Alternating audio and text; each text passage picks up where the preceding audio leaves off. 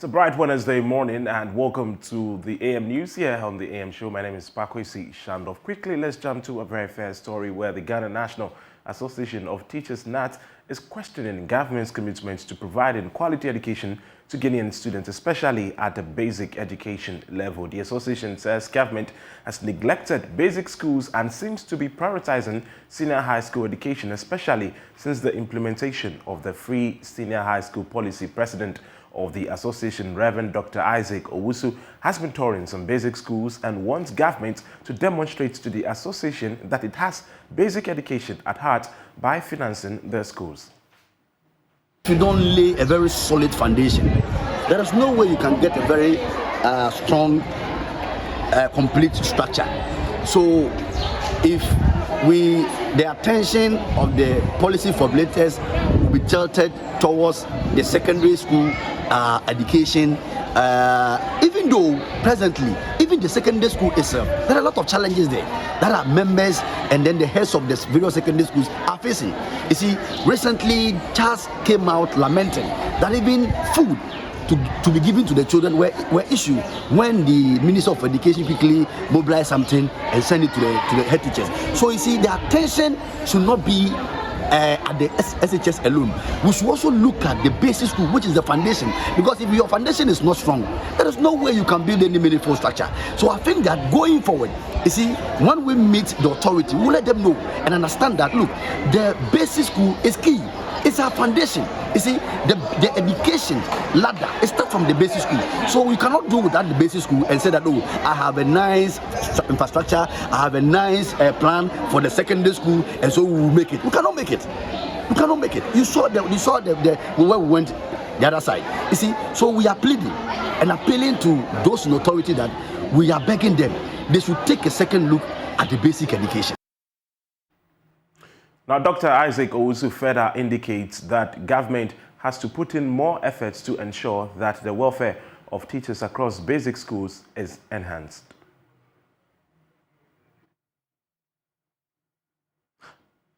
Now, still in the news, the Ghana Chamber of Telecommunication is worried about some industry professionals involved in the theft of active telecom equipment from cell sites across the country. Chief Executive Officer Dr.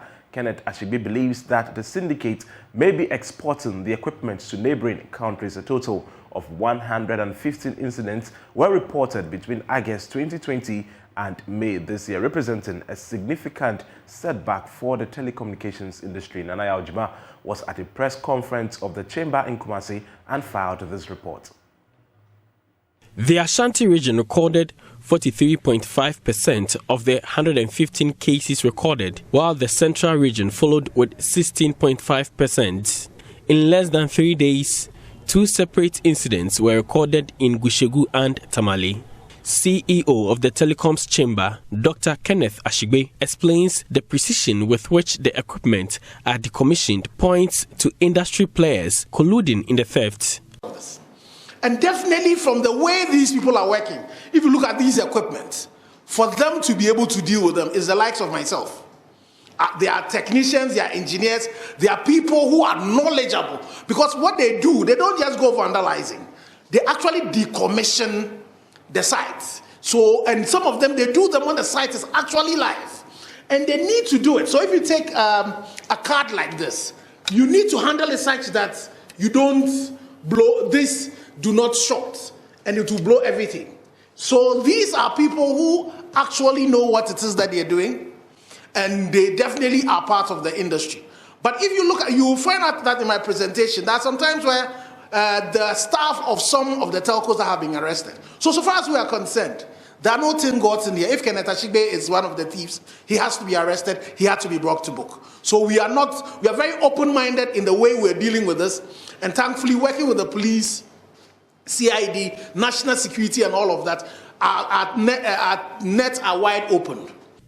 The equipment, which are only useful in the telecommunication cell sites, are in short supply on the international market due to emergence of 5G technology. Since all the telecom companies share the sites, it is believed none of the companies will purchase the stolen items, hence the possibility of export. Stephen Zoroata Ejay is director, network Now, service what we operations have at realized Airtel is Tigo. that we believe strongly that, as has been mentioned over and over, that these items find themselves outside the borders of Ghana.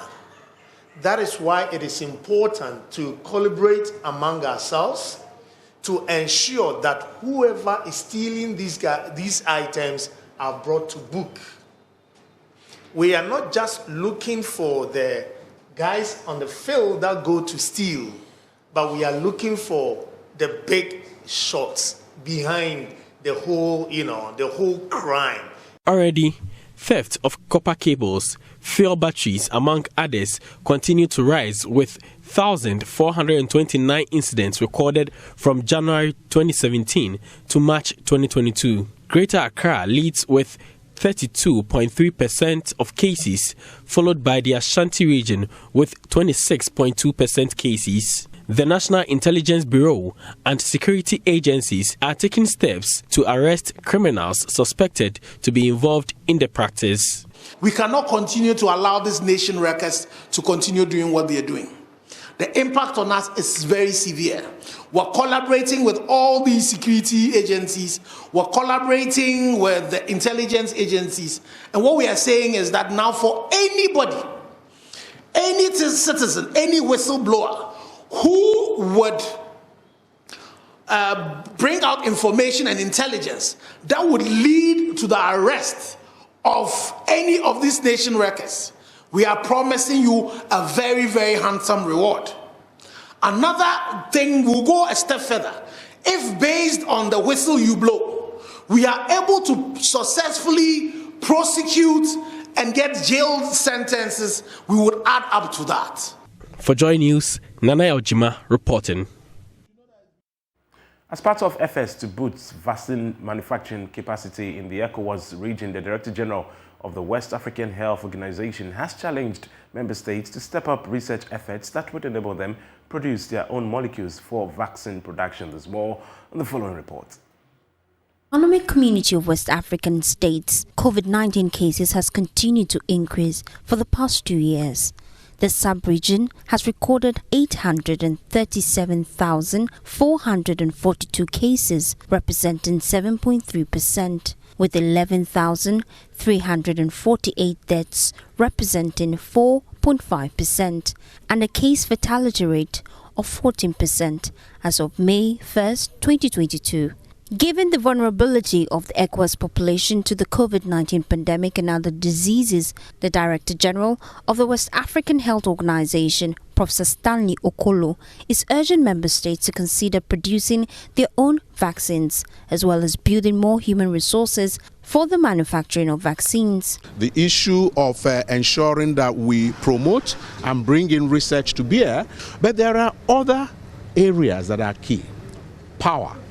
Electricity, it is very key. And if you look at some of the things that I understand is going on in Ghana, where you have some industrial zones, and in those industrial zones, government tries to prioritize electricity supply. And that is very important, because you then see that that's one way to. The next thing is capacity, in terms of intellectual capacity, in terms of human resources. We really need to start supporting a lot. I mean, for us in WAHO, we have given nearly 44 across the region postgraduate scholarships in shortage areas. Not necessarily specifically for manufacturing, but in shortage areas. And these are some of the things that we also have to be thinking of.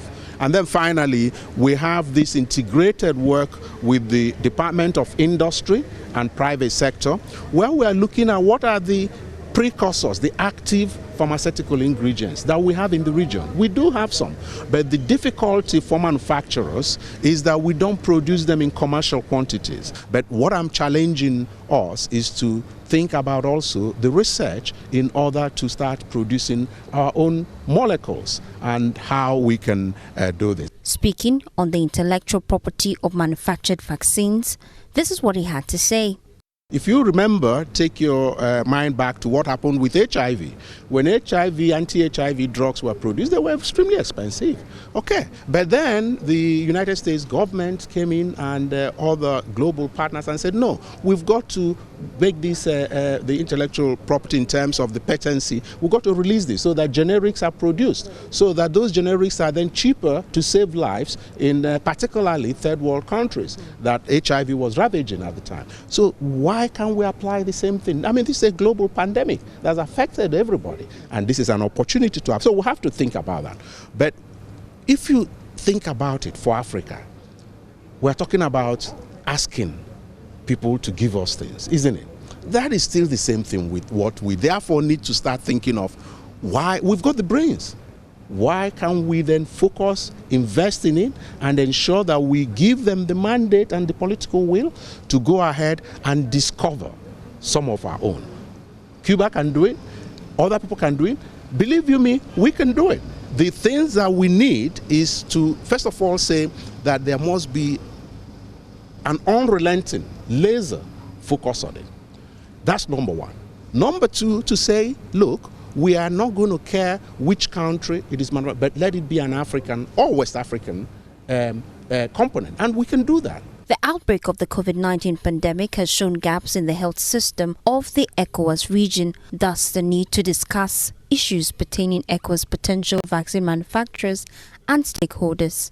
Mausi Numan's report for JoyNews. A non-profit organization, Footbridge International, is asking government to redesign the Nation Builders Corps program.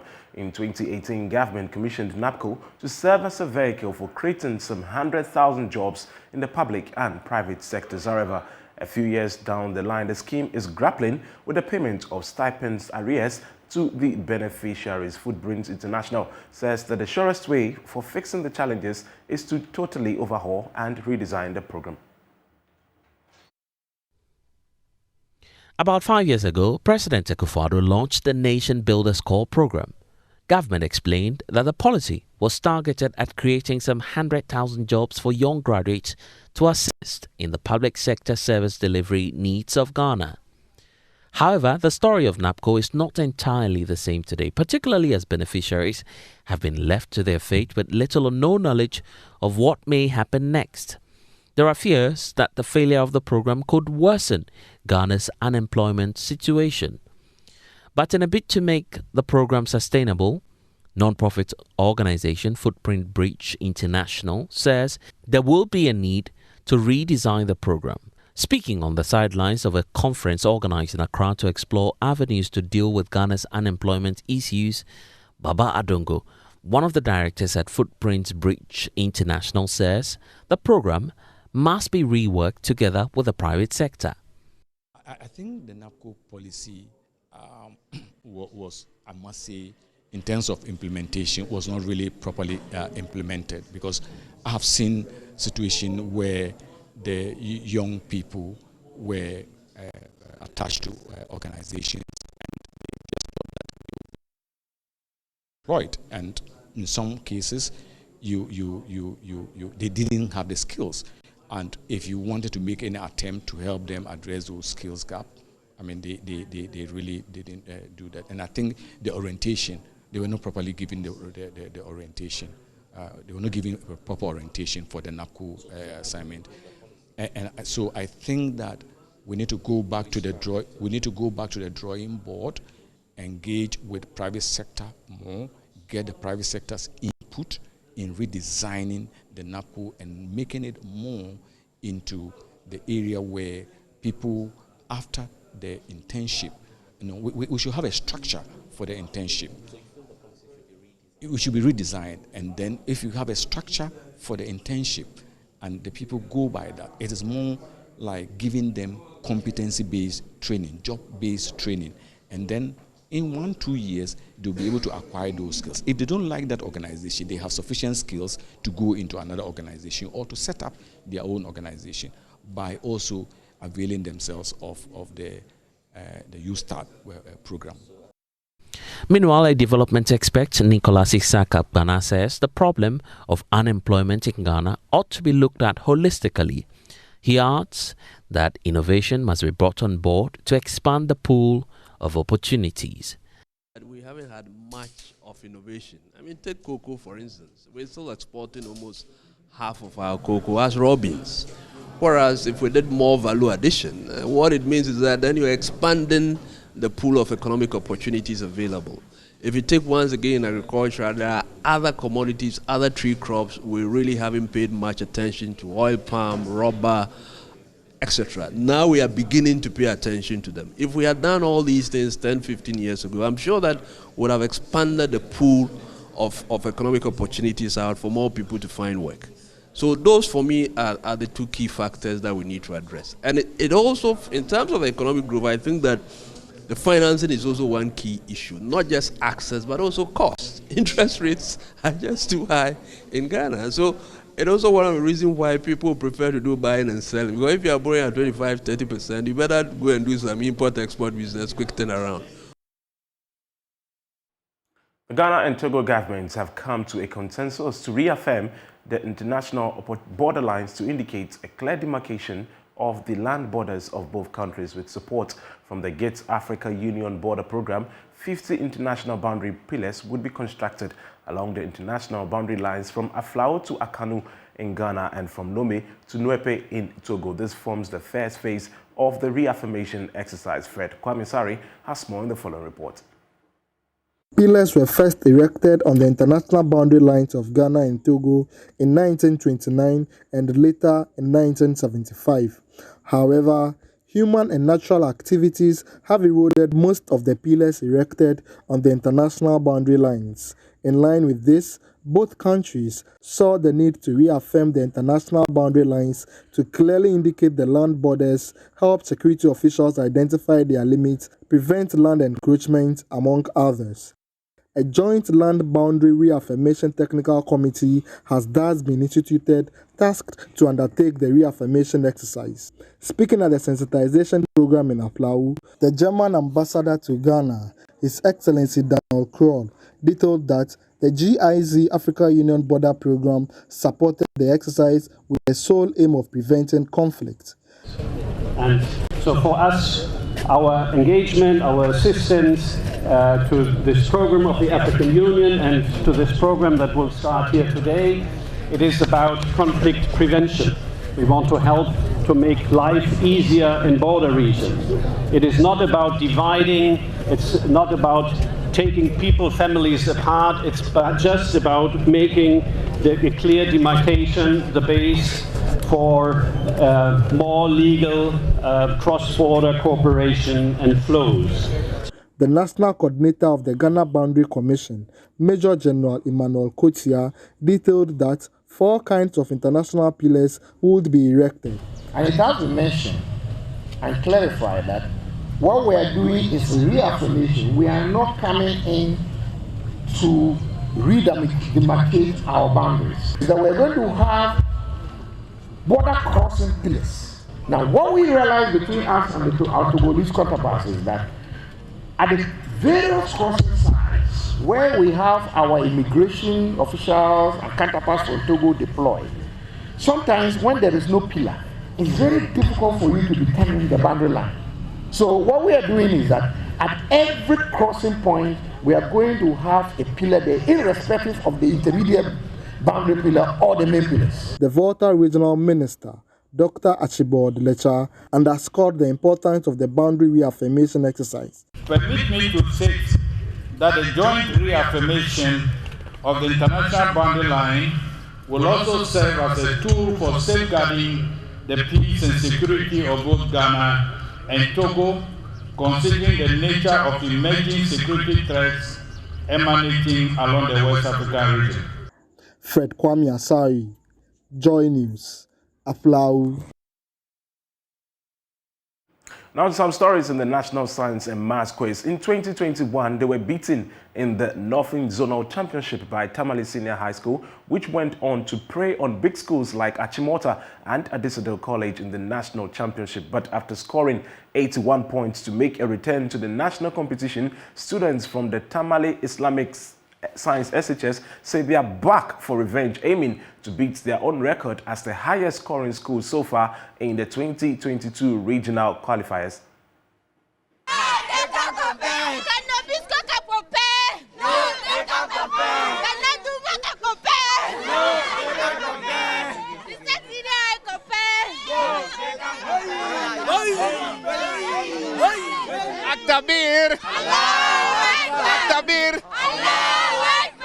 these are the guys who have shattered all the records that have been existing.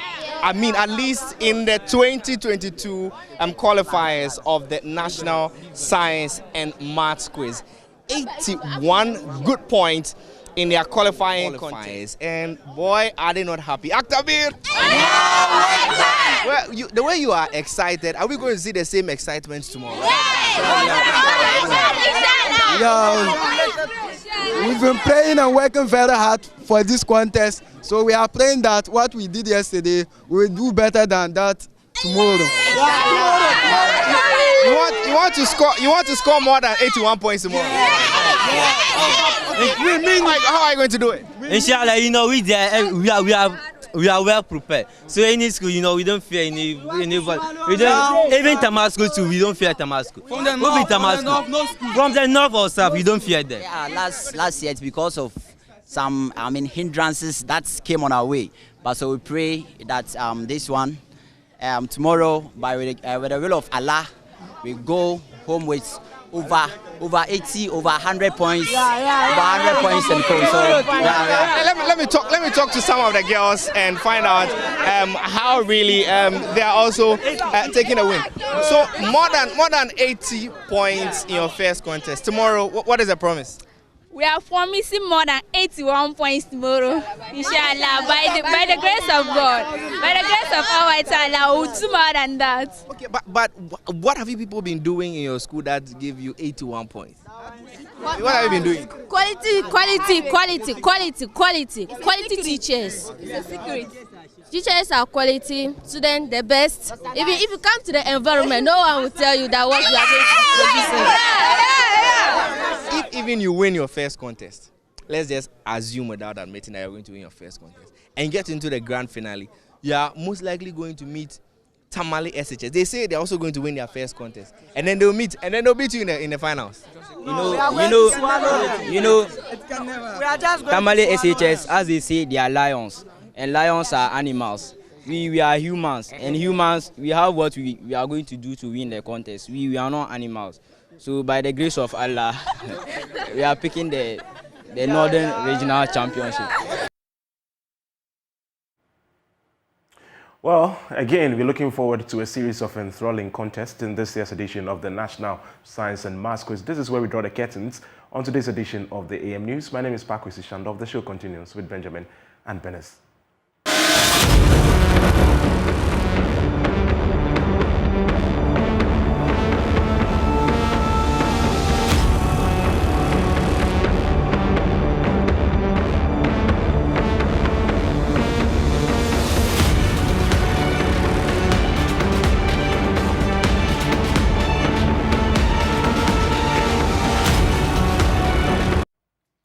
Oh, here we are, and there you are. Thank you for staying with us. We get into the newspapers at this point.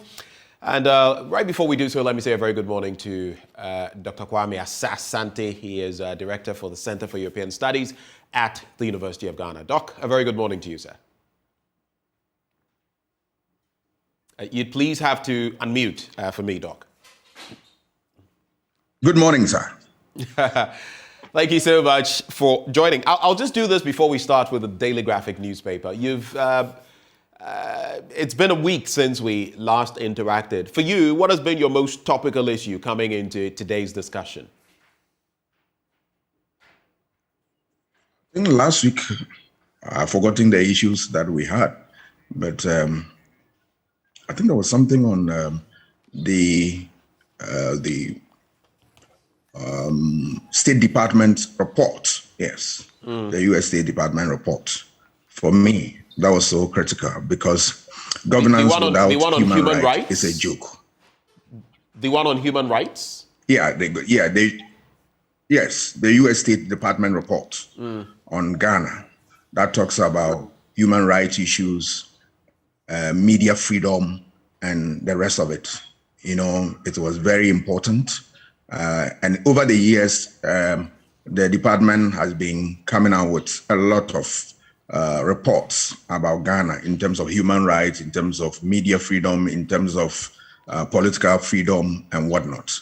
I was not happy about the report we had regarding media freedom because take it or leave it, democracy cannot survive without media, where they educate, inform, and hold government to account. So you need a free media to be able to play this important role for democracy to survive. So the report we got, to say the least, was not the best. I believe that government will sit up and make sure that we improve upon our performance next time the report comes up. And it takes a conscious effort to do that. I also was not happy about the role of the security apparatus, for instance, the police, the way they handle some journalists and all that. My message is that it should get to the police that nobody is above the law. Whether you are a law enforcement agency, you are not above the law. And that people who are manhandled, people whose rights are being trampled upon by the security should gather the courage and go to court and take the police on, so that at the end of the day, all of us will believe and know that we are under the laws of this country. That worrying situation, I believe that we want to work at it and improve our performance. For me, that's a little that I can say. From where you've started, very quickly, maybe in just about a minute, it dovetails into the Reporters Without Borders report, which puts us in a bit of a negative light. I do not recall whether we have had an interaction on that. But on the back of that, we've had a number of discussions, the GJA saying that they didn't feel would fall this low, that it is abysmal. We've heard from the NMC say things like it is the least resourced body under the 1992 Constitution. It is saying that government has consciously, government in, government out, has consciously, nipped it in the bud when it comes to fundamental independence and all of that. We've heard so many people say different kinds of things. The BBC has reflected this. We've had our own end debunk certain things and say the methodology changed and all of that. But in the midst of all of this, what are your takeaways as a political scientist, as someone in the international space? You see, media is a critical component in a democracy. So if you see the rankings or the ratings about media and it falls so low, then it means there's something wrong with a certain aspect of our democracy. We need to work on this so very fast, because look, we have a democracy that has survived since 1992, but we know that the democracy is yet to be consolidated. So one of the things we can do to make sure that we get there is to allow the media to operate freely. That is not to say that the media has license to libel people, to scandalize people and all that. No, there are rules of the game. If you think that an action of an individual, that is journalist, is infringing upon your right, you have every right to go to court and seek redress. That is the law on that, and that you are also entitled to rejoinder on all that. But where people will abuse the media or the media practitioners, where people will manhandle them, where people will, create a situation that media itself engage in self-censorship, then we are heading for a very difficult area, which I am not sure all of us want to be there. So these are the things that civil society must also stand up and make sure that they police these frontiers and make sure that government will not have its way. Individuals who want to abuse media freedom will also not have their way, and that even journalists themselves will also see the need to take people who want to abuse their rights with impunity on. They will tell you that if you want to sleep over your rights, nobody will defend it for you. They must be vigilant enough and take their rights in their own hands and then defend it at all costs. Let's get into the Daily Graphic newspaper now, Doc. And the banner headline there, government releases 200 million Ghana cedis for free SHS. Let's take some quick details from that story. It's by Severius Kali Derry. Now, the government has released some 200 million Ghana cedis for the smooth running of its flagship program, the Free Senior High School. Part of the amount will go to the national buffer stock, national food buffer stock for the purchase of food items, while some will go to the heads of senior high schools to cater for perishables. Now, the remaining amount covers part of last year's arrears and other expenses such as uniforms, feeding for the boarding students, and 1 hot meal per day for the students. Now, delivering the details of this, the Minister of Education, Dr. Yao Osei Educhum, who disclosed this in an exclusive interview with the Daily Graphic, said other details of the disbursement would be made available later. But for now, we're working out, of course, he is speaking here, are working out how much will be apportioned to each of the areas. The most important thing is that the government has released 200 million Ghana cedis, and this is good enough for me. Even as you react to this latest disbursement, we've heard of issues, Doc, where the schools were not properly being serviced by the buffer stock, and there were shortages and all of that. I mean, just a few months ago, we were talking about this issue. But put that into perspective. We have heard from different parties talking about free SHS in recent times.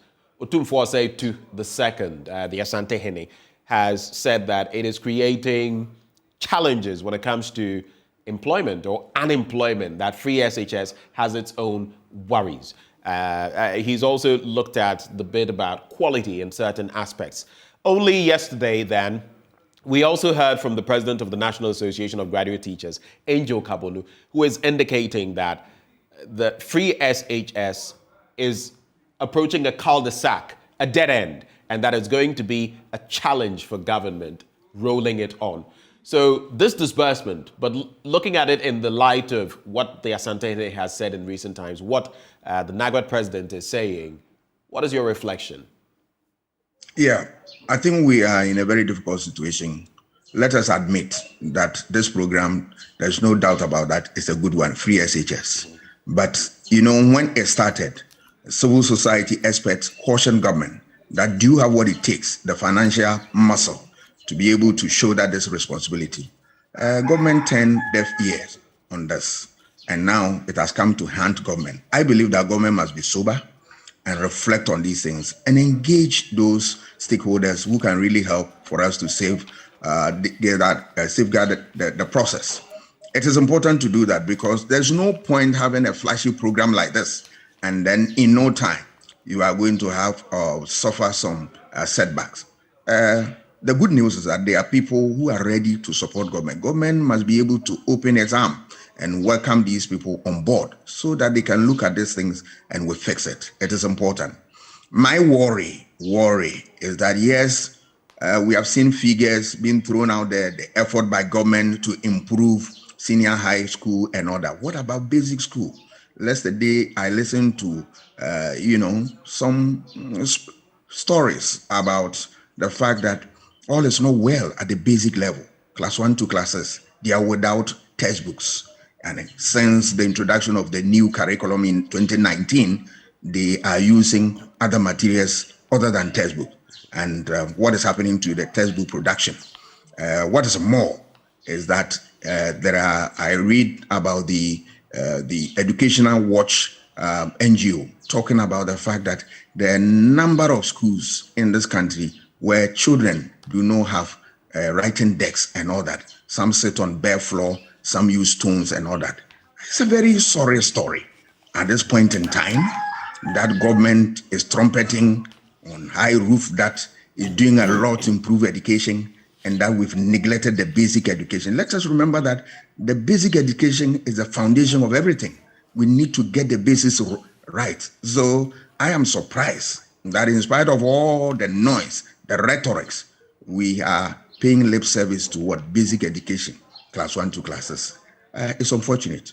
Government must quickly double up its effort to strengthen that place because it becomes pointless when you put more emphasis on secondary school education and you leave what? The basic one. They are foundation.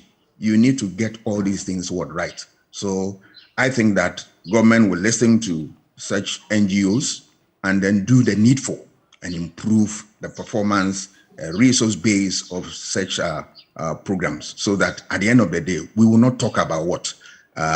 Quality, which is in the negative. No.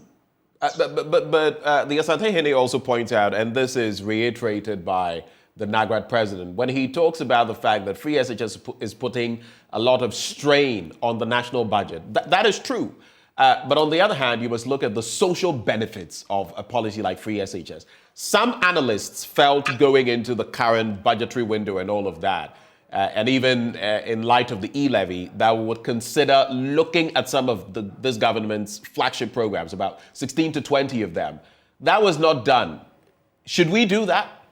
Should we streamline, re-strategize free SHS?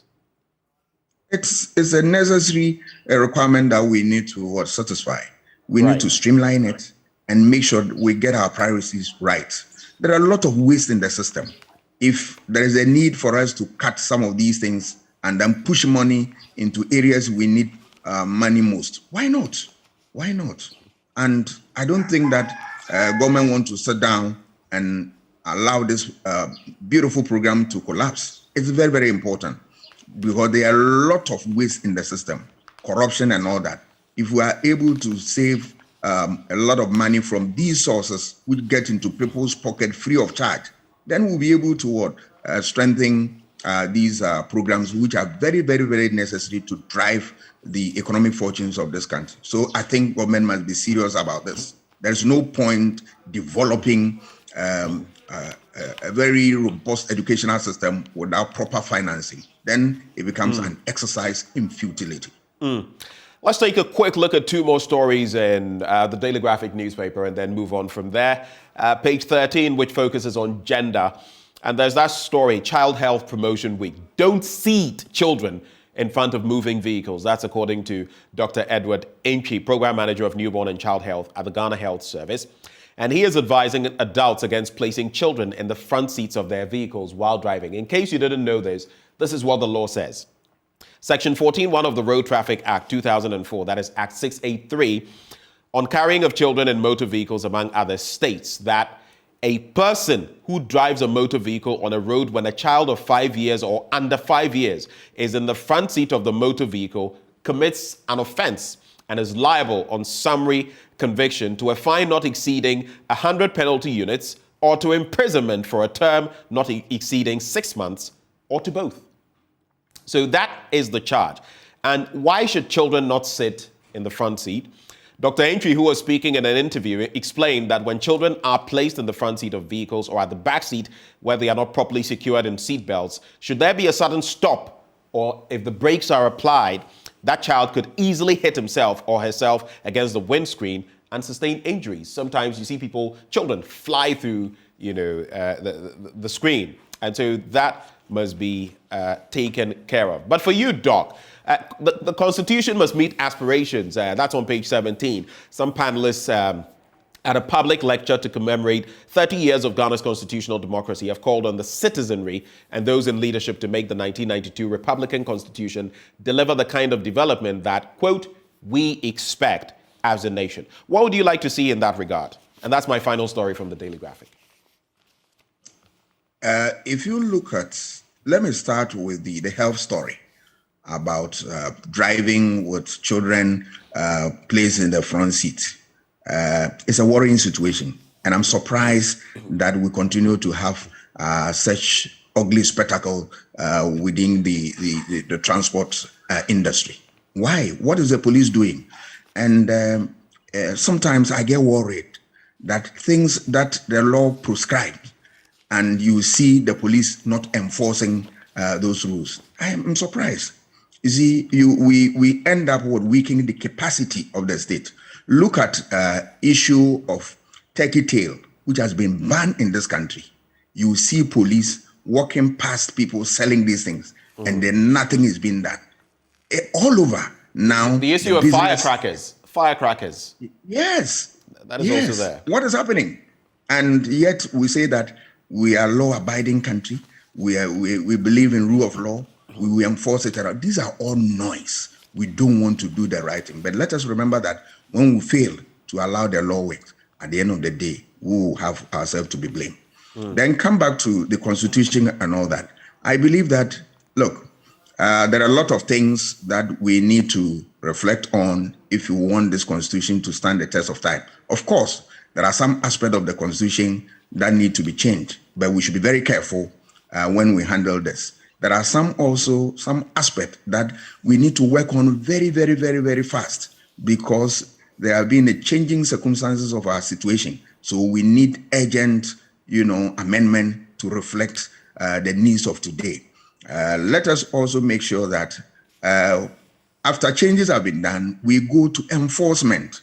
We can come out with all manner of rules and regulations, but are we ready to enforce them? Are we ready to make the Constitution work and stand the test of time? That is the difficulty that we are facing. But I believe that we are all interested in firming the frontiers of this country and country's democracy. And if that is what we want to do, then we need to up our game and get the basics right in terms of rule of law, in terms of its application, and in terms of making sure that everybody is free to do what is required of that person within the framework of the law.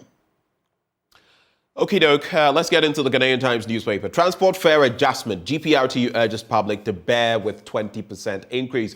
I'm sure you felt it out there as you've boarded public transport, buses, taxis, from wherever you've been going. 20% increment. Here we are again, Doc. There's been another increment, 20%, after the 15% in February. Some say it is too much, but the transport operators point to a number of things. They talk about the prices of spare parts. They talk about fuel prices. They talk about so many components, exchange rates and all of that. And they're saying it's simply impacting their work and lubricants and all. And they can't, make do. So here we are with another 20%. How does this end? No one knows. Your thoughts? It's a difficult thing, but I'll come back to things that I've said here, that we need to engage experts to get this thing fixed once and for all. I recall some of these things when Professor Dimensa spoke about them. Beautiful ideas. What have happened to some of these things? We need to go back and reflect on these things and make proper use of them. Are you speaking of his recent comments or comments from the past? No. Past comments. Right. Not recent. Yeah. There are a lot that we can do in this area. I am surprised that it's gradually becoming a ritual, and there seems to be no end in sight. Last 3 days, I heard a story that government is supposed to meet the transport groups for a discussion before they could say jack.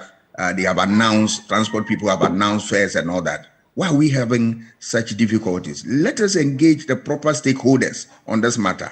Let us look at how to fix it and fix it forever.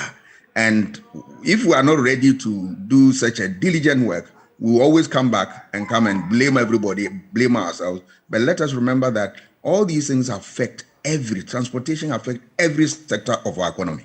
So if we want to do and fix any problem here, we must do it now, because time is not, on our side in terms of rolling up serious economic programs and allowing the transport sector to also facilitate this. It's so important. We need to do things very, very, very fast. It appears to me that we are very slow.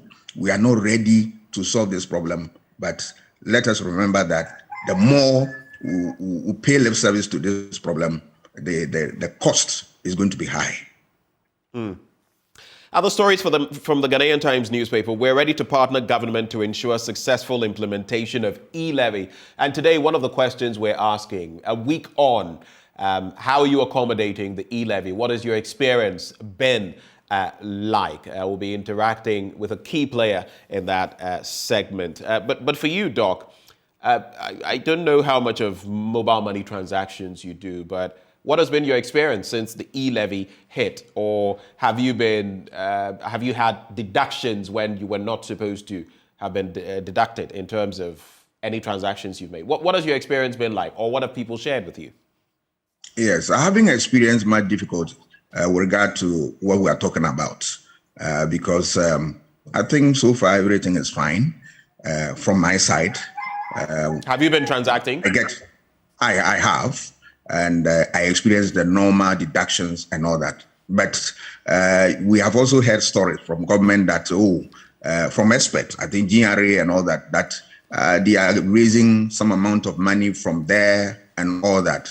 The point is that we should not be too excited about the revenue we are getting from that area. Yes, of course, it will go into development of this country and whatnot, but how to make effective use, prudent use of such resources is what we need most. Why were people resisting this? Because some thought that, look, this is going to add to the kitty, but its application is going to be undermined. We urge government to be very careful and make prudent use of these resources, so that the next time you introduce any taxation, you don't get the kind of opposition that these levy brought some weeks ago.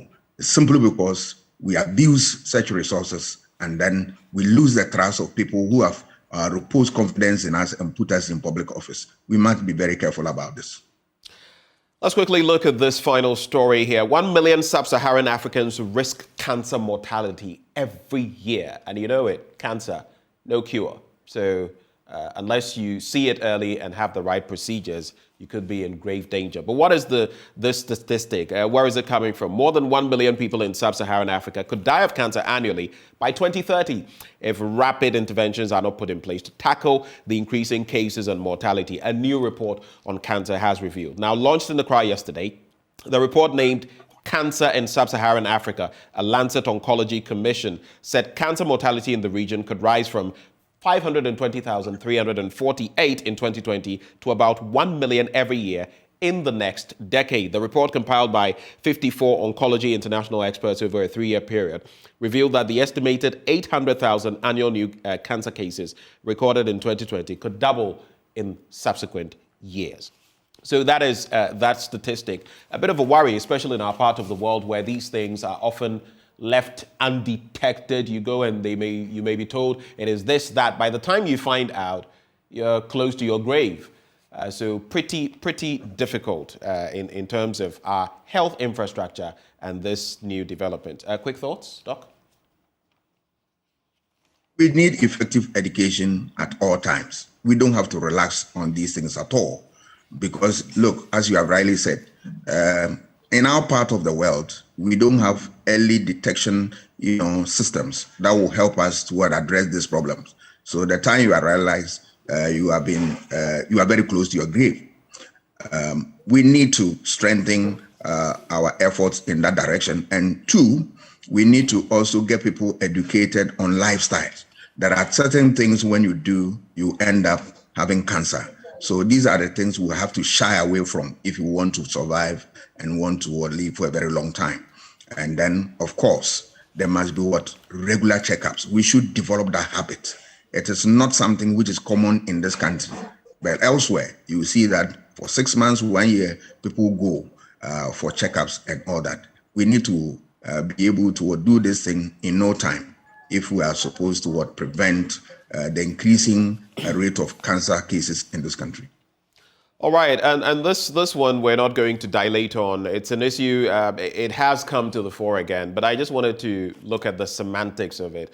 Boku chieftaincy dispute, 5 killed in reprisal attacks. That's the story there, Mr. Editor of the Ghanaian Times newspaper. A reprisal is already a retaliation. Using it as a noun, no need to say reprisal and attack. We could have left it at reprisal. The Daily Guide newspaper, NDC picks flag bearer in February 2023. Doc, so they've come through with their plan, signed by the General Secretary, Johnson Asiedu Nketia, and we see how they're going to move from branch all the way to the highest levels when it comes to electing those who are going to be representing the party at different levels, and also the flag bearer. I do not know whether you've cited this document and what your quick reflection is on it in terms of timelines. Oh, it is okay. The earlier they put such structure in place, the better, so that they will have about 1 year to prepare, get their messages right, get their candidates also properly shaped for the action in 2024. I think the timing is okay. All that I always say is that they must have plan that will really get them the votes. Plan that will get them the right candidate for the right electorate. And of course, they must have what strategy. And all these things are driven by research. The political parties, what I've seen is that in recent times, they are doing well. They are getting their research outfits doing a lot of what? Research for them. They must be encouraged and do more, because see, if you go to advanced democracies, you can never go to any election without getting certain bases right. One, you need to have done exit poll for the previous election to have some knowledge. Two, you should be able to pick data from the ground in terms of research and be able to what? Develop strategy, get message, and be able to what? Launch an effective campaign. I believe that when they are able to do this, they will be able to what? Get the needed vote that they want to be able to win power. And of course, they must be mindful that you need professionals to help them to execute this. They should get closer to the professional groups, such as the think tanks, the universities. They will help them to shape their policies so that the policies that come from political parties are not policies that is just going to win them vote, but policies that reflect the lives and then the needs of the society. Otherwise, it will come out with all manner of policies and they will not be able to implement. And then it becomes what? A deception in politics. We don't want that. Well, the internal elections will kick off on Wednesday, June 15, 2022, with the branch executive elections. But let's get into Republic Press newspaper. Some very interesting stories. First of all, Meteo alert, today to Thursday, not safe for fishing on Volta Lake. And you know why. There are some developments in terms of the weather patterns which will not be favorable. And we've seen that in recent days. There have been some rains here and there. But I'll tie two stories into one. ASAP backs electricity tariff increments, and 178.44 million Ghana cedis lost to power theft. That's according to the ECG. Now, we know the ECG is looking for a tariff adjustment of over 140%. And there's also the Ghana Water Company Limited, which is looking at over 330%. When you look at these two, some are saying we're already struggling in this economy. How can you slap us with more? But the two entities are also saying we need to do the right thing. We need the right resources to be able to give you water and electricity. Your quick reaction. Yeah, much as I agree with them, trying to get the needed resources to run the various organizations, they should also be mindful of the fact that we can't pay money and let it go waste. There are a lot of things that are happening within these two companies that are not good enough. Take, for instance, the issue of what? People connecting electricity illegally and all that. What is the company doing about it? And same for what? Ghana Water Company. The quality of service that they render also sometimes is nothing to write home about. You see people fetch water and you see particles and all that. Electricity, you see power outages and all this. See, there's no point trying to get, prices peg higher for you so that you get enough of revenue. But how do you ensure that there's quality? The person consuming those goods or services must also ensure must get value for money. We pay and we want the right services to be delivered. They must be mindful of that if they want to be relevant, because otherwise, one day the time they realize you have a private company coming out to provide this service, and once that happens and we get the right services, they will be abandoned. And I'm not sure that is the route that they want to take. All right, Doc, to wrap the conversation, I'll put out three headlines from three different papers, and you choose those that you'll speak on. The first one is staying with Republic Press. Methodist disowns E-levy bishop. That's the Methodist Church. And it has to do with Bishop of the Obuasi Diocese in the Ashanti region, Right Reverend Stephen Richard Bosomtwe Ayensu, the Methodist Church Ghana. And the church has distanced itself from some of his latest comments. One of those topical ones being that former President Mahama would not even assume the reins of power in 2024 to talk of abolish the E-levy.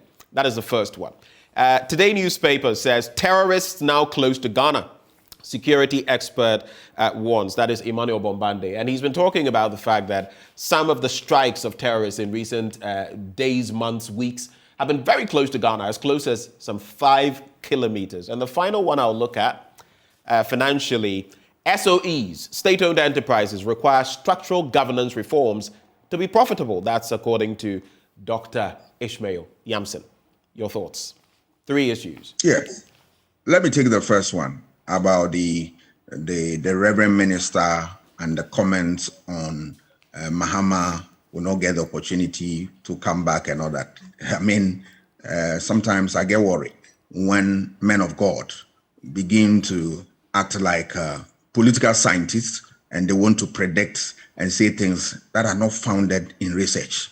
All right. There's nothing wrong for a religious leader to share your views on politics and all that. But you must also be careful that you are leading a congregation and you are not going to divide the group from your political comments. Where is he coming from? What research has he conducted to be able to arrive at the conclusion that Mahama will not be able to get the opportunity to lead a party or even win election and all that? That is unfair.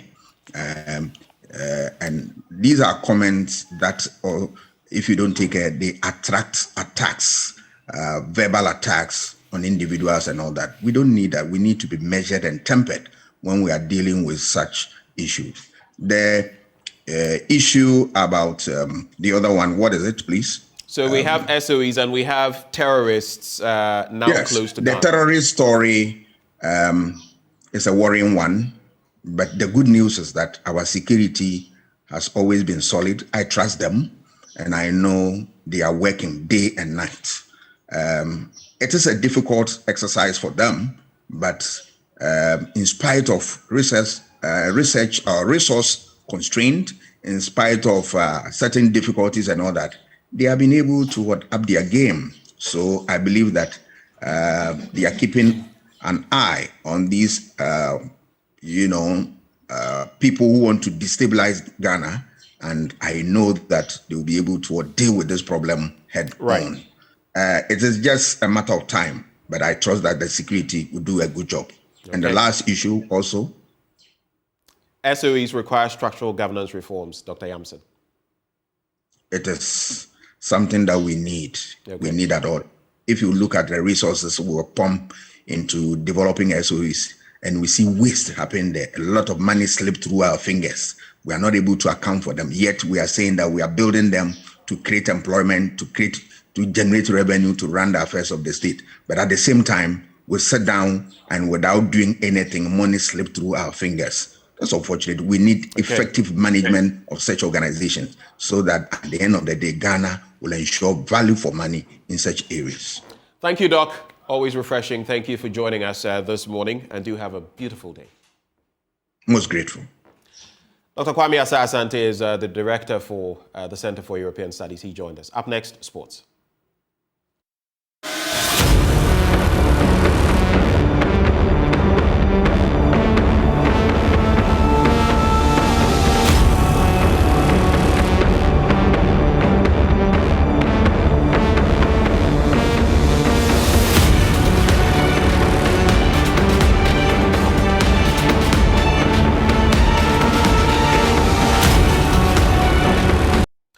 Alrighty, so we get into our big stories. It's 34 minutes off the top of the hour, and we're getting into our first conversation, and it has to do with the e-levy. Over a week, so the 1st of May till the 10th, 9 days. What has the implementation been like? How much are we raking in as a country? We've had some interesting perspectives, but for you out there, what has this implementation, the rollout, been like? We'll hit the streets today. Samuel Kojo Brace will actually be hitting the streets to find out from you what exactly has been happening, what your experience has been like. And this morning, we'd also like to find out what has the implementing body, the GRA, together with the EMIs, what exactly has been happening. And we have Nana Poku, who joins us for this all-important conversation. Let me just get his designation for you right before we get into that. And of course, he is member E-Levy Technical Committee with the GRA. Nana Poku, a very good morning to you. Good morning, Benjamin, and thank you for having me. It's a pleasure having you. If I asked you 9 days on, where do we stand as far as the E-Levy is concerned in terms of the rollout? What has it been like? Right. So I must say that when the law was passed and assented to by the president on the 31st of March, immediately the technical team was constituted to make sure that everything rolls out successfully. Indeed, all the charging entities responsible for charging the levy have played a significant role. And I must say, Ghana has a very dedicated and committed financial sector to see that this comes to fruition. So big ups to all the financial stakeholders who participated in the implementation of the levy. So when we went live on the 1st of May, right. Typically for any project, there will be some technical glitches. However, we put in measures to make sure that these problems will or have been solved. So that's the progress that we've made so far. We have been able to solve most of the problems, but then some of the problems will continue till 1st of July. So yes, we know of July and what we can expect when it comes to full integration or better integration of the EMIs. But so far, what are the chief or main bottlenecks, problems that you have encountered as the GRA? Right. So the predominant issue that we encounter is with regards to transfers, what we call the off-net transfers. So suppose you make a transfer from a network that you are on. In this case, it could be Airtel, Tigo, it could be Vodafone, it could also be MTN. If you are making a transfer from that platform to a different platform, we realize that you were being charged for, in cases that you were not supposed to have been charged in the first place. So for example, the law exempts you of 100 Ghana cedis threshold in a day. So if you are making your first transfer, that is 100 cedis, you are not supposed to be charged. But in this case, we realized that some of the charging entities were effecting charges on these transfers. So that was the predominant issue that we encountered when we went live on the 1st of May. Mm.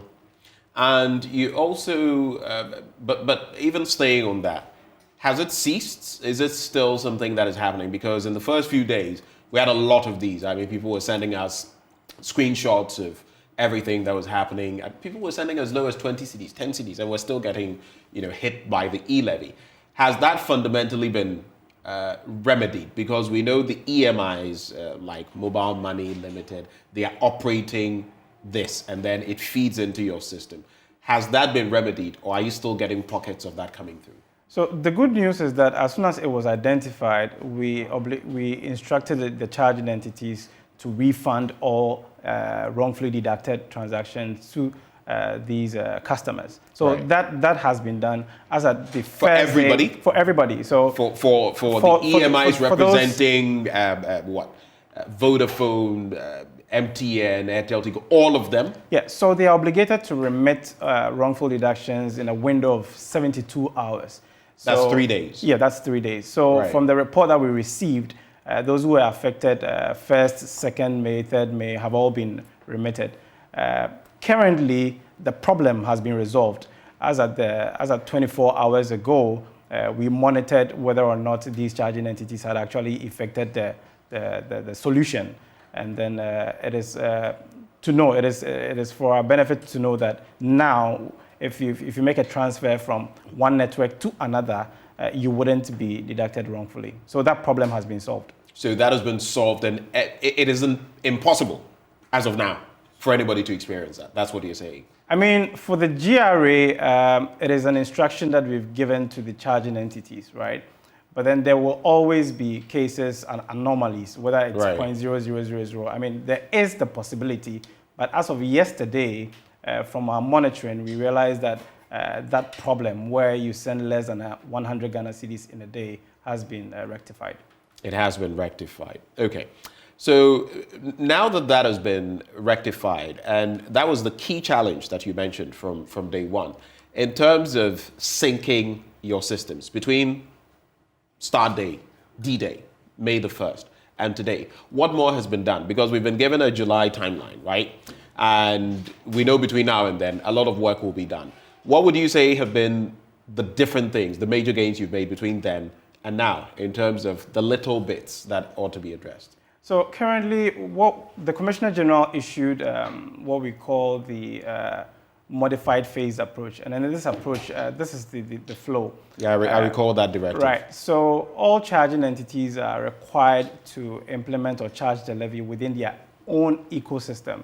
So this means that the GRA platform isn't plugged across all the charging entities. So within this period, that is between now and the 30th of June, you would have all charging entities implementing the charge of the levy without connecting to or without syncing it with the GRA platform. We'll also be giving you the opportunity, those watching us, to call in, share your thoughts. Nana Poku is here. He is a member of that technical committee, and you'll be able to ask your pertinent questions. Just season them so that you don't come saying things you shouldn't, but come with your pertinent questions and share them with us. At the appropriate time, we'll activate the phone lines and roll it on your screen so you can pose those questions. Now, what exactly is going to happen between now and July, Nana Poku? What is the roadmap? Right. So currently, the only anticipated, let's say, anomaly that we should expect is that when you make a transfer between accounts that you own. So for example, if you have a bank account and then you make a transfer from that bank account to another bank account that you own with a different bank, what you would see now is that there will be a charge on that transfer. Even though the law did state that when you make a transfer between accounts that you own, you are not supposed to be charged. Because of the modified phased approach where we have charging entities not being able to see transactions or recipients on another platform, these are some things that we have anticipated that you will be charged when you make a transfer from, say, one network, say from MTN to Vodafone, or from EcoBank to CalBank. So because of the lack of visibility we have across at the moment, you will be charged. But then as soon as you realize that you are charged, you can call in to that charging entity that withheld the that wrongfully deducted, or for lack of a better word, that deducted you for that transaction that you made. You will receive a refund for that. But then for all transactions that are below the threshold of 100 Ghana cedis, that is not something we anticipate seeing again. All right. We've also heard in recent times that the e-levy, while it has started late, of course, it didn't fit into last year's timeline like had been planned. I'm talking about the parliamentary processes. And in terms of what was expected, I remember having a discourse with the Deputy Finance Minister, Dr. John Kuma. And of course, they had brought down their estimated figure or projected figure from 6.9 million to between 4 and 5, 6.9 billion to between 4 and 5 billion. Now, when you look at what has been coming through so far, and there was that directive that the EMIs after every 48 hours or so should, give returns. I'm just using that. That may not be the technical term. We've heard that you're not faring too badly. Can you give us insight into what we've been getting so far from the e-levy kitty and what this means, basically, as far as the GRA is concerned? I mean, so when we look at the initial projected revenue for the e-levy in terms of it accruing up to 6.9 billion, it was with the assumption that the charge would be 1.75%. But now we have it being reduced to 1.5%. So it's obvious that the projection for the revenue anticipated from the levy would also drop. So that's also part of the reason why the current... so the delay and the reduction in the percentage... With the delay and the reduction in the obviously will take away some. It will drop. But then we also did caution we did instruct the charging entities to remit all revenues collected in terms of the levy within a window of 48 hours.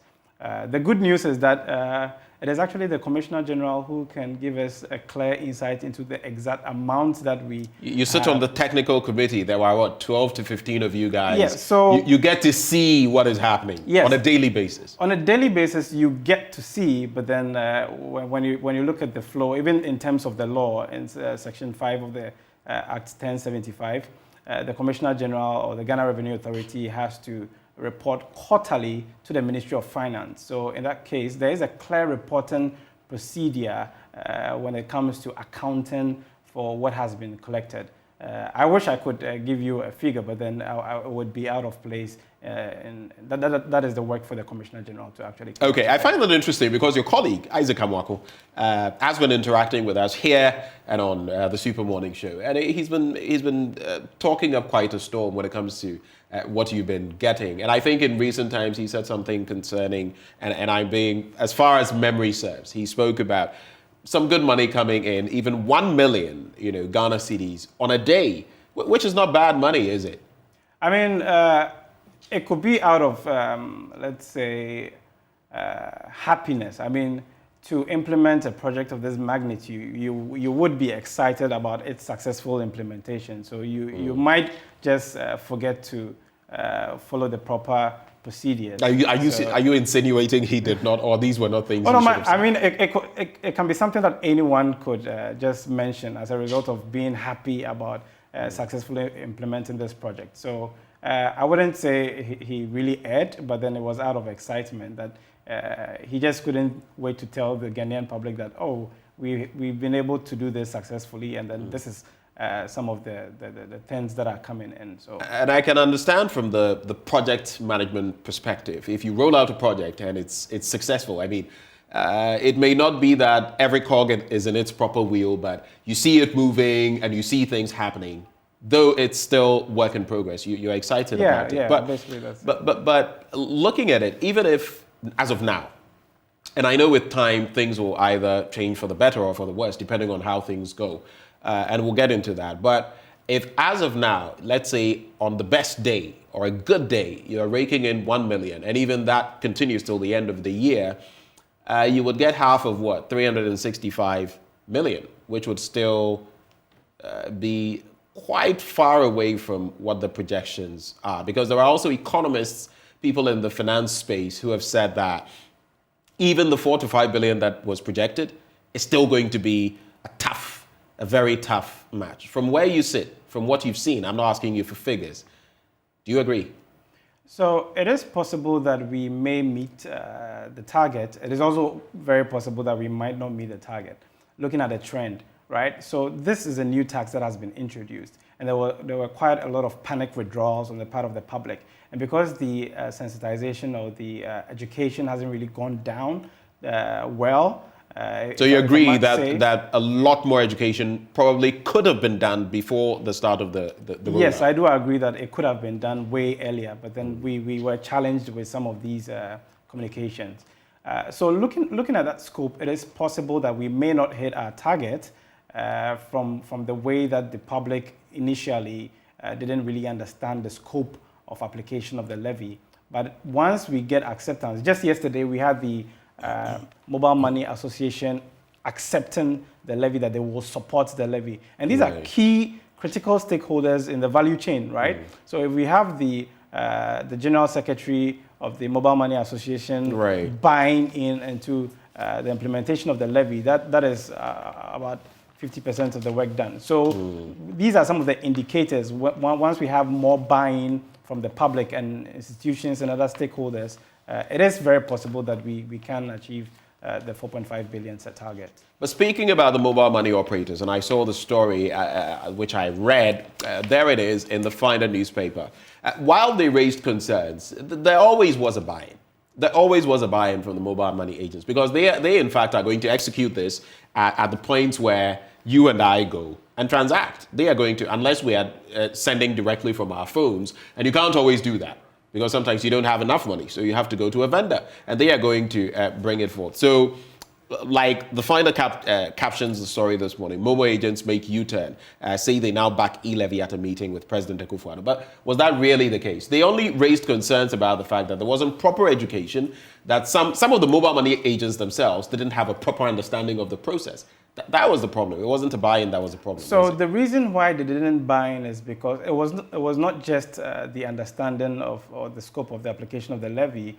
It's because they felt that it was an attack on their industry. So, for example, the number one reason that they did mention or they did talk about was with regards to the funds that they accrue, or in terms of their commission. When they are moving their commission from their Momo wallet to their bank accounts, they are charged. So if you have capital and then you are moving that capital to your own bank account and then you are charged, I mean, it's going to cripple your company, right? So with regards to educating them that when you make a transfer from an account that you own, whether it's a Momo wallet to another bank account that you own, you wouldn't be charged. That is where they were happy. They were excited about what we told them. And definitely that is not going to stop them from being in business. So with that, they had our full support. And staying with the mobile money agents or operators, we have conducted our own, studies here. We have interacted with the people, so to speak, over a number of days. And I recall the last interaction with my colleague, Samuel Kojo-Brace, who was on the streets of Accra, somewhere close. And he spoke to some people, and this is an experience that I've also had, because some of them even go as far as telling you that, you want to send cash, but you want to cash out. We can't do that right now. People who initially always had cash, and the problem, I'm sure you've guessed, they are not getting enough cash coming in. People are not depositing enough. People are only coming to take out, and so they run out pretty quickly. It's happened to me twice now, and that was the same reflection when Kojo hit the streets the other day. So can you give me a bit of an appreciation? Have mobile money engagements from where you sit on the technical committee, are they dwindling?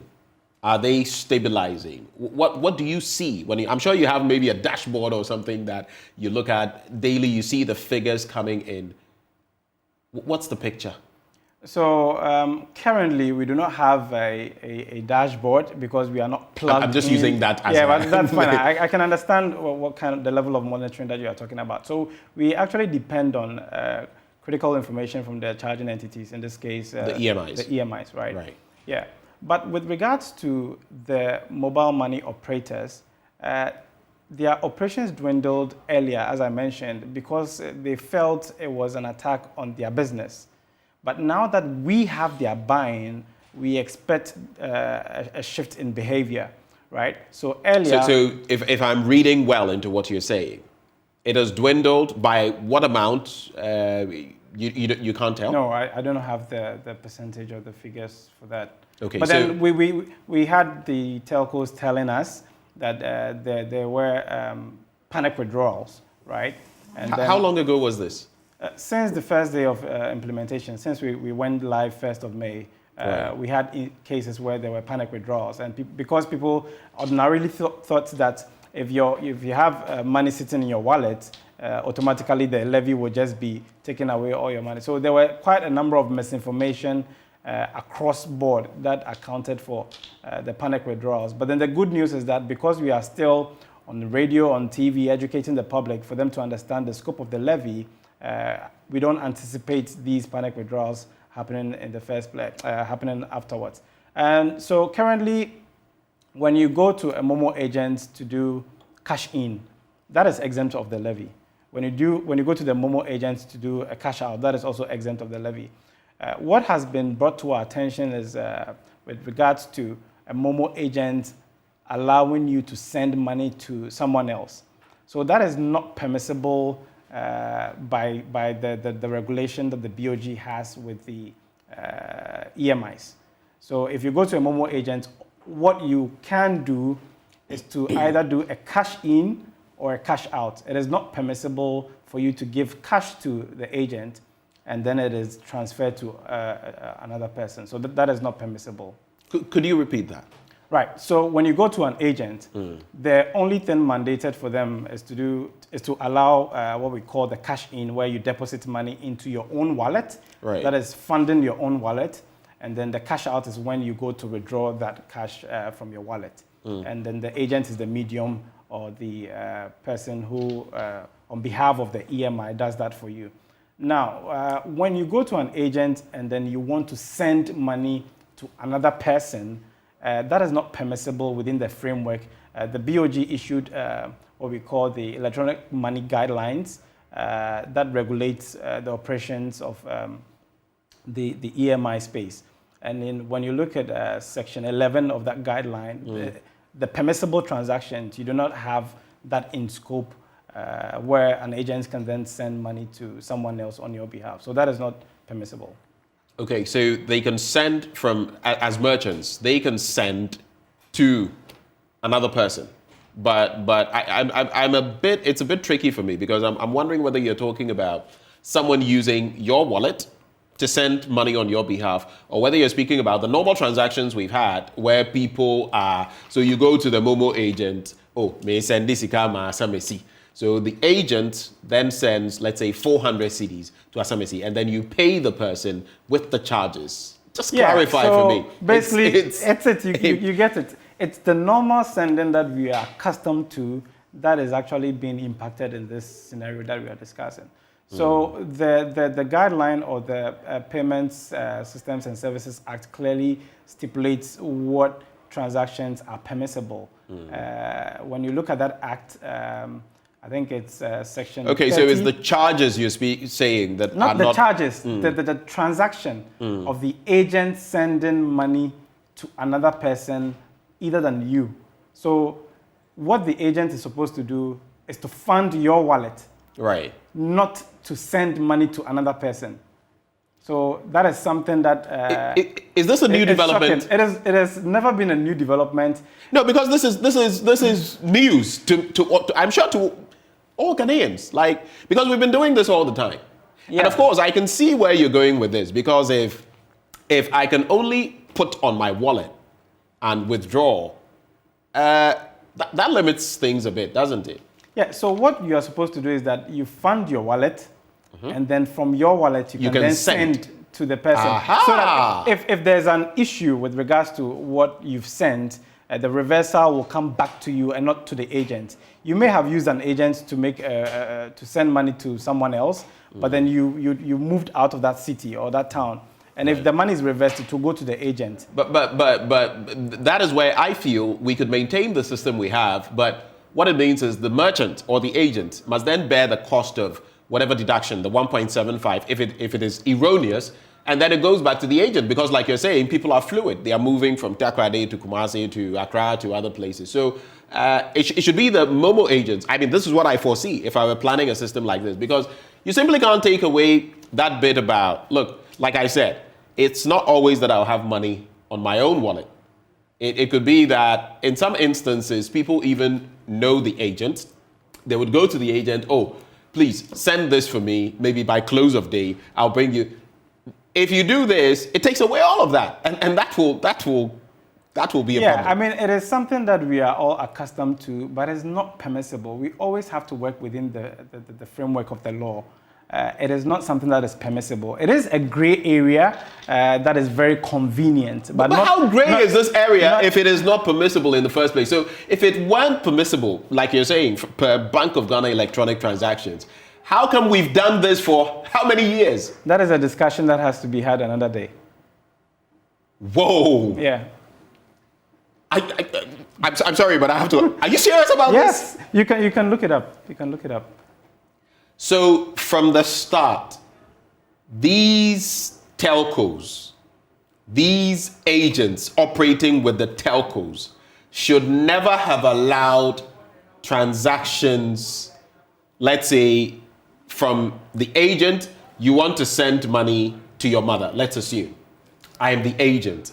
I shouldn't be taking your money and sending from my merchant wallet or whatever to your mom. It should rather be simply that you come, you put that money on your wallet, which I will facilitate, and then you send the money directly to your mom. Yeah. That's what should have been happening. That's what is supposed to be the case. That's the case. I heard that.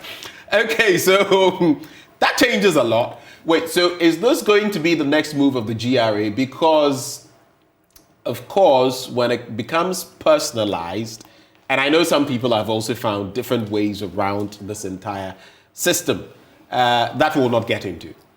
But it means then that you're trying to, so to speak, corner people so that they can't avoid using Momo directly and also being hit by the e-levy. As I did mention, for cash in, they are exempt. They are excluded from the scope of the levy. For cash out too, they are exempt. So regardless. Yes, but then if this is implemented to the letter, what it means is I must pick up my phone, I must load on my wallet, and I must send to you, let's say, 300 Ghana cedis that maybe I could have used other means to send. Now I must send directly from my phone. There'll be a trail. Yeah, that's what you're saying. Yes, it is very, very important for us to understand the process. Now, the implication of sending money through an agent has its own consequences, right? Which are what? So, for example, if it's a wrong transaction, it goes back, the reversal goes back to the agent. And it is only the agent who can make a call because that transaction happened on their phone not your phone. Right. So it's a huge problem if that transaction goes wrong and then you have to get your money back. There's no way you can get that money back when you go through an agent for this particular scenario. Ghana for so get that clearly. Per what Nana Poko is saying, per the law, Bank of Ghana e-transactions, we should never even have been sending money through Momo agents to Asemesi. And now, I don't know, so is this going to be implemented by the GRA? Do you have any timelines? No, Are you looking so at it is not this? in the scope of the GRA to be implemented. This is something that we came across in our discussions with the charging entities. Yeah. Right. But are there any plans in your interactions with the Bank of Ghana and others to implement this? Because right now, it is what pertains. I mean, that is, if I want to put it that way, is the most major use of mobile money. Sending from the vendors. That is so if you take that away, I am also looking, forecasting what that could mean for transactions themselves, Yeah, so as I mentioned earlier on, it is not in the mandate, it's not the mandate of the GRA to enforce some of these mishaps, for lack of a better word. It is up to the regulatory body to actually find a way to stop these transactions from happening in the first place. So that is a discussion that is being had. But then with regards to the levy, as far as the GRA is concerned, if you go to an agent, what you can do is cash in and cash out. And for these transactions, they are exempt of the levy. So you're saying that it is possible that at some point, whether this year or next year or whatever, we could have the Bank of Ghana, the central bank step in and say, the only transactions you can do on mobile money when it comes to an agent is to go for him to load cash on your wallet, or for you to take cash from your wallet, right? But not send. And so all sending will have to be from your own phone. Right, so it is possible. I cannot really anticipate or speak on the behalf of the... Yeah, but I'm saying with the discussions you've had, that is a possibility. It is a possibility, but we cannot really ascertain whether that will be done or not. So for now, what the Act stipulates is transactions that are permissible and transactions that are not permissible. It didn't say they were illegal. They did state that it wasn't permissible, or these are the transactions that are permissible. So if you are doing something that is not permissible, then, the lawyers can also help us understand what that implies and whether or not that transaction can still go on. All right.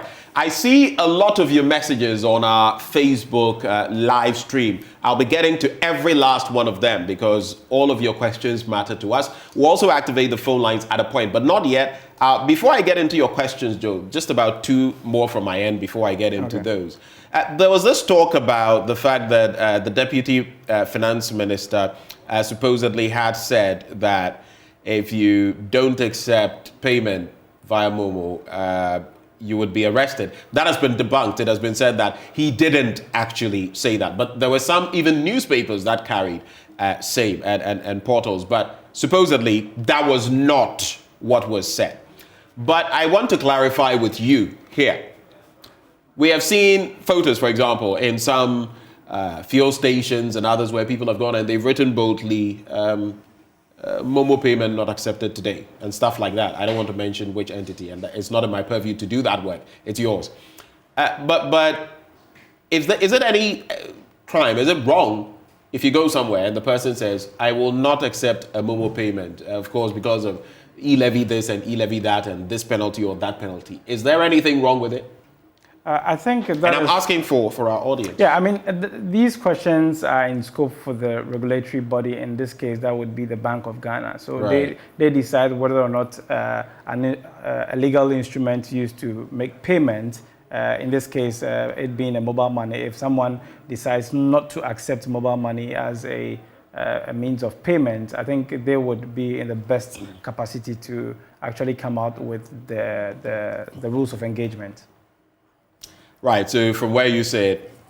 I wouldn't be able to really tell about that. Right. No, I get what you mean, but I was hoping that maybe you would have some inkling concerning that. So going back to the bit about education, before I go to the questions that are popping up, so many of them for you, so let's quickly do this.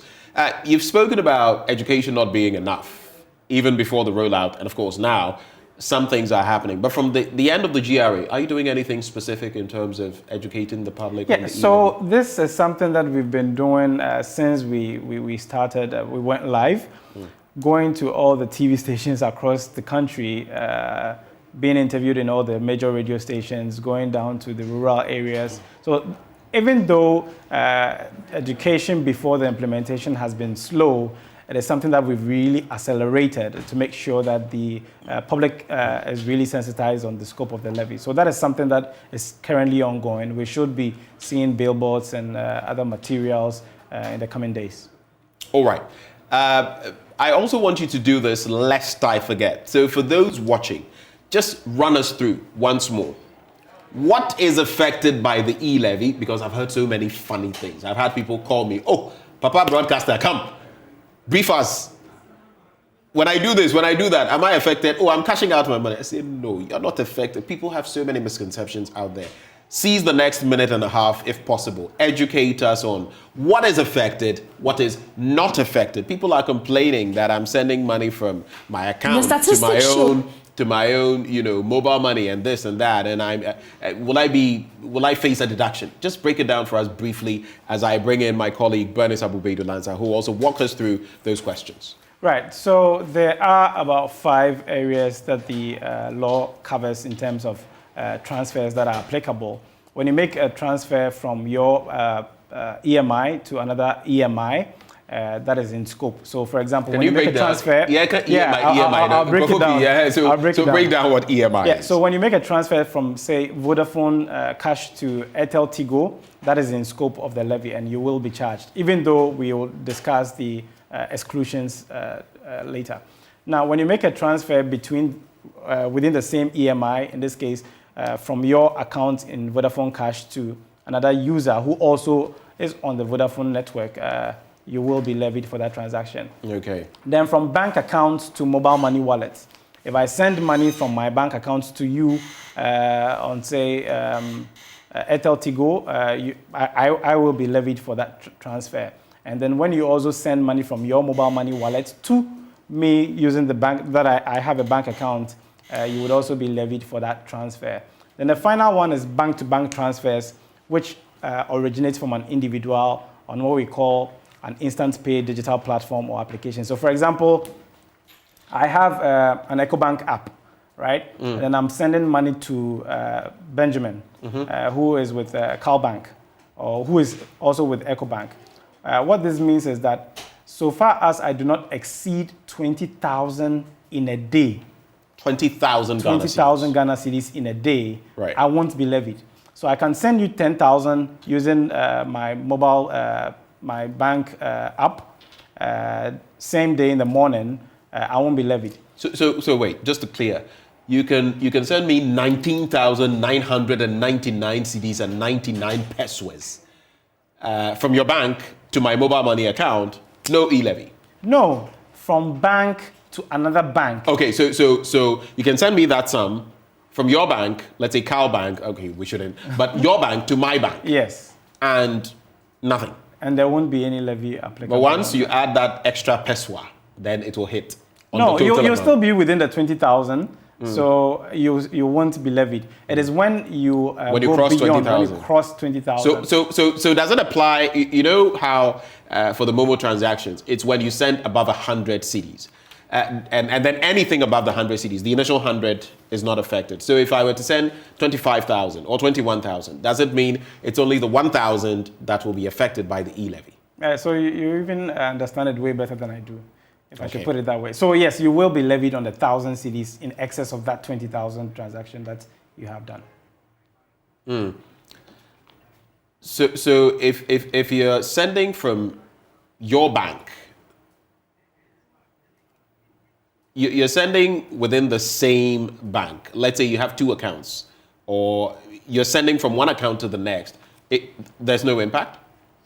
If you are sending within the same bank, Within the same bank. we have to establish who the recipient is. So if I have a current account, So the recipient is another person? Yeah, then you will be levied when you send and it exceeds the 20,000 threshold.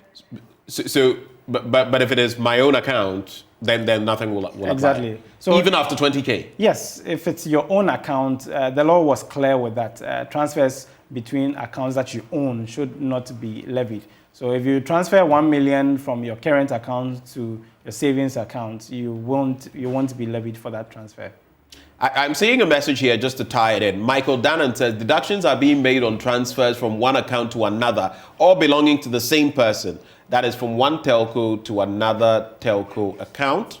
Okay, so that is more on the Momo front rather than the bank accounts. Okay, so we'll be bringing in Bernice shortly as she'll be walking us through your comments on social media. But Michael Danant also comes back to say, which charging entity are you supposed to call when transfers between accounts belong to the same person? Which charging entity are you supposed to call? I don't get it. Yeah, maybe the EMI, the person is talking about the... So typically when you make a transfer from one charging, so let's say one EMI, in this case Airtel Tigo, to MTN, and you own the account at MTN, you should call Airtel because that's where you initiated the transaction and that's where the charge happened. So you would call Airtel and then present the transaction ID with the identity, your identification details, and then you will be reimbursed or refunded that transfer. Okay. Obed Clegg says, yes, there are irregular deductions. I sent 101 CDs to someone on Monday. The transaction was confirmed that the deduction was effected. The person has not received the money till now. Yeah, so as I thought you said these irregularities should have been handled. I mentioned in the past 24 hours, all these irregularities has been rectified. So now, going back to all those who started their transfers from first to 2 days ago, I think half of them have received their refunds, and then the half is yet to receive their refund. But as of the past 24 hours, you shouldn't be seeing cases like this. So my final bit to you, Bernice Abubeidou-Lansah is standing by. I may forget this. So what you have generated so far, what has come in so far as e-levy, where has it gone to? Has government taken custody of that? Is it being used in any way for some of the things that we said? Do you get what I mean? Has government, maybe the finance ministry, taken those sums from the GRA and is it being disbursed to be used for development? So like all other levies, the e-levy is not an exception. Like all other levies and taxes that the GRA is mandated to collect. What happens is that the GRA provides the platform for revenue mobilization, and then it all ends up in the consolidated fund. And that's it. We do not have eyes into what happens after that. Okay, some clarity there. Bernice Abubeidou-Lansah is here with us. Hello. Hello, good morning to you. Hello, good morning to you, Nana Poku as well, and to all of you watching us. It's now time to take your comments, and we posted on Facebook this particular interaction that Benjamin has been having. And Agbe Nafa says, I wonder why they are arresting fraudsters, because what they are doing in the name of e-levy is more than fraud. That's his opinion. George says, wonderful, at last, government is making money. All is now okay. I'm wondering whether this is sarcasm or this is you're genuinely telling us what you feel. And Kwesi Ampa says, a very good way to develop our country on our own. Tax is good. I love e-levy. And there's a reply to that. Teta Francis says, so you agree that a monthly salary that has already been taxed with income tax should be taxed again when transferring same to any relatives? You agree that with current economic situation with no salary increment coupled with higher inflation, this period is the right time to implement the e-levy? Okay, so Benjamin, there's that angle to this whole conversation where some say, we don't have a problem if you want to charge us e-levy to develop the country, but is this the right time to do that? And Mauto says, I deactivated my account, and anyone that asks me Momo suffers to his own fate, give me your account number, I will walk to the bank. And Edward says, did that person just say he would walk to the bank? Yes. That's how much he detests the e-levy. Edward says, double taxation on this small salary. I pay tax on my income, and when I'm transferring it from the bank to my mobile wallet, I'm being charged the e-levy. And he exclaims, what? And Asha says, Momo Pay for payments and cash out withdrawals is the way forward. And you just had the conversation about whether it is permitted for people to actually do all the cash outs and as for those ones, I've not brought them in. No, the bit legitimately when he said that you can't, and the vendor cannot take the cash and send it. You have to, people are just finding ways to beat the system. Right. Yeah, that's what's happening here. Amalglo says, okay. He's actually tired of talking about e-levy. So, and okay, you say we are not serious e-levy technical committee. I'm wondering why you think this is not a serious conversation to have. And this one, okay, this is not related. This one says mobile money operators are constantly trying to rob me, and as usual, the government who put us all in this situation will not do anything about it. Okay. Thomas says, I'm yet to make a first transfer, so I don't really have anything to talk about. And since the e-levy kick-started, a lot of you have been telling us how you've been avoiding using the mobile money platforms. And Obia Depa says, my own bank account to my Mumu to you charged on salary that has already been taxed in my account. God is watching you. And Sika says, we should go and ask Akufo-Addo. Rufai is part of those who've not yet been affected by the e-levy. And Faith says, no experience because I'm not using Momo anymore. I'll give the money to a beggar than paying nonsense tax. And Benjamin, remember, we said we would try and study the numbers after about a month of the e-levy's implementation. We'd like to know what the numbers are with regards to people who are still using the mobile money platforms. It will be interesting to note. But from the messages that you've been sending us, quite a number of you have stopped using the platform. Kwabena Owusu says, it has helped me. Now I get excuses for not sending people. Really? So the people accept the excuse of e-levy for not paying them. Interesting. Kojo Justice says, no one cares. Your religious leaders, your chiefs, your media houses, your celebrities, your society, who else? Name them, they've all been bought. Okay, that's his opinion. I'm minding their business and selfishness. We're definitely not. And this is interesting because we've been talking about these issues. Anything that matters to the ordinary Ghanaian, we talk about, like we're doing now. And of course, there's the end of development. You can't develop without taxes. But there's also the other end, very valid, about the economic state. And people are complaining about that and being slapped to the e-levy. We're looking at both sides. Definitely, and we'll also be taking a couple of calls shortly. You can call us, the numbers will be on your screen, and share your thoughts with us. We've had a lot from Nana Poku. We had a lot of eyes on social media as well, Benjamin, while you were having that discussion.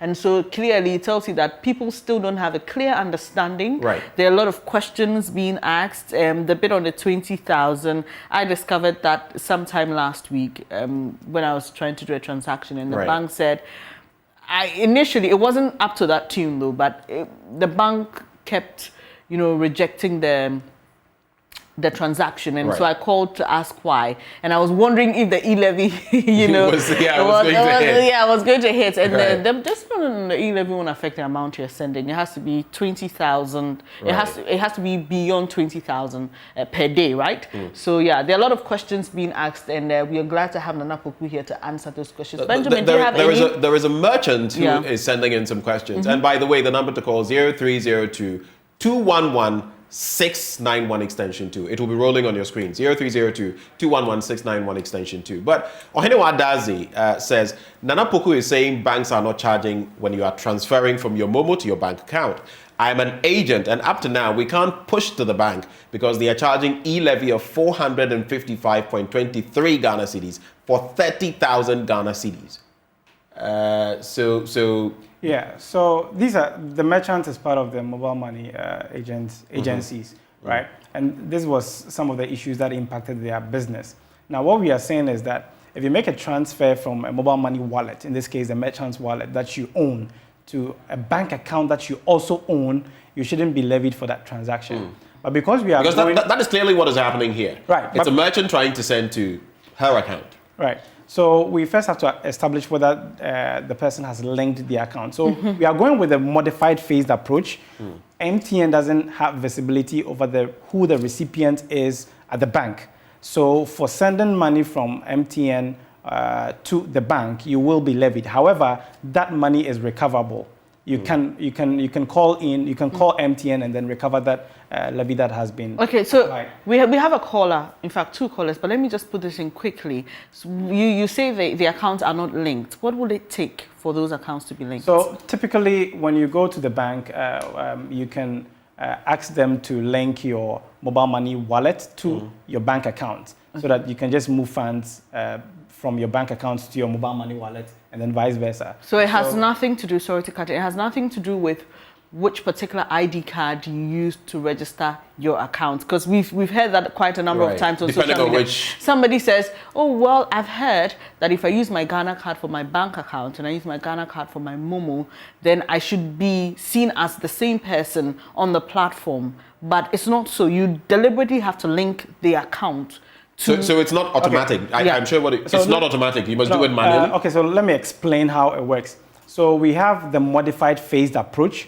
Then we have the full approach that kickstarts in 1st July. Okay. So these have different requirements. In the modified phased approach, it is the responsibility of the charging entities to do the charging. But because they do not have visibility over who the recipient is, so for example, I have a mobile money wallet. I'm transferring money to my, say, EcoBank bank account. But MTN doesn't know that I'm the same person who is the recipient at EcoBank. So for that reason, you will be charged. However, when we go 1st July, it will be the platform of the GRA that will be overseeing all these transactions. Okay. So the most important thing is that I have a Ghana card here, my mobile money wallet, 1st July. I have another Ghana card. So when I make a transfer, the systems will communicate to the GRA's platform and establish my identity. And then that transaction will be exempt. Bernice, right before you come in with all the callers, I have to do this because the same merchant is saying, and I want to know whether this is legal. If a merchant can't send money or a merchant is not permitted to send money, then the telcos should know that deposits will now come with charges, just like sending to your mother. This is what the person is saying. Is that legal? Yeah, so for them to do that? Yeah, so that is, they have what we call the agency agreement with the telco. So, and in that agency agreement, if that is established, then that will be the case. If it's not established, then it will be illegal. Yeah. All right, let's go over the phone lines. We'll come back to you shortly, Nana Poku, but let's hear from Emmanuel, who is joining us from Accra. Hello, Emmanuel. Thanks for joining the program. Let's hear you. Yeah. Good morning, Bennett. Good morning. And how are you? I'm doing well. Thank you. I want to ask a direct question from I want to the man in the studio. Let's hear you. Let's hear you, Emmanuel. Okay. When you are transferring from, let's say, a Vodafone merchant line to a bank account using the Gift platform, you are charged, and so I don't get that point whereby when you are sending from your Vodafone merchant listing to your own bank account, and then are these accounts linked? Yeah. Have you linked it to your account? Have you linked your Momo? No. We use the Gift platform. And I think he understands what I'm saying. Yes. Uh-huh. Okay. And also, I think you should have had a merchant in your studio, because some of the questions going on over there, I think there are more things that we need to clarify. The man in there is only saying his part, but the merchant can tell you their real story. So I think you should have had a merchant in the studio. That's why we've made it a very interactive program. But thank you for your thoughts, Emmanuel. Let's hear from Thomas in Kumasi. Then Nana Poku will respond to Emmanuel's concerns. Hello, Thomas. Thanks for joining the program. Let's hear you. Hello, Thomas. All right, we seem to have lost Thomas. So you want to respond to that man? Yes. He says on the GIPS platform.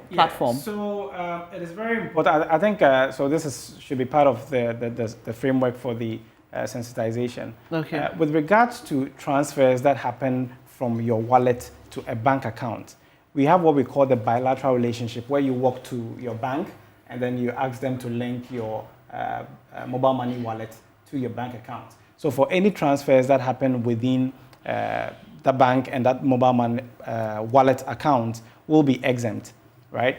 In the modified phased approach. That is different from... So I have Which is what we're in now. Yes. Which is what we're in now. So I have a voter's ID card now. I have a passport with my banker, right?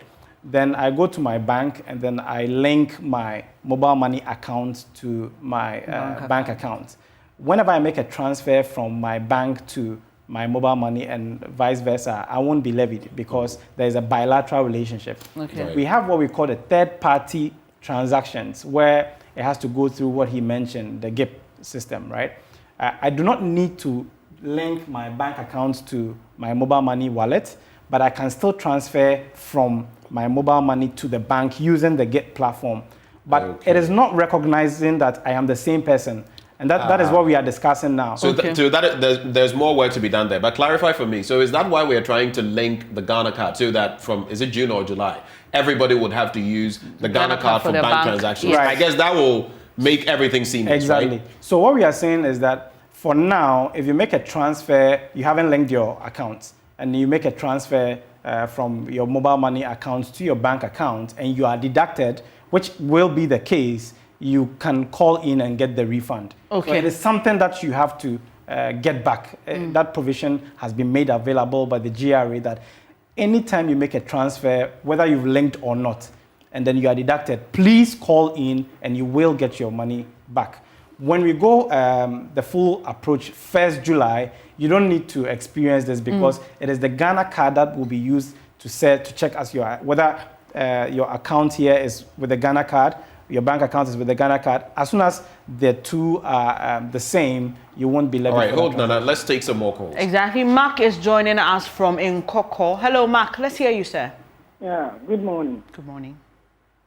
Yeah, what I want to add is that the levy is a good thing. It's a good thing. It will help the government get revenue. But one thing I want to add is that they can do something like end of year benefit, maybe 1% or 5% to individual wallets at the end of the year. It will encourage more people to use the platform just to get end of year benefit, which is bigger.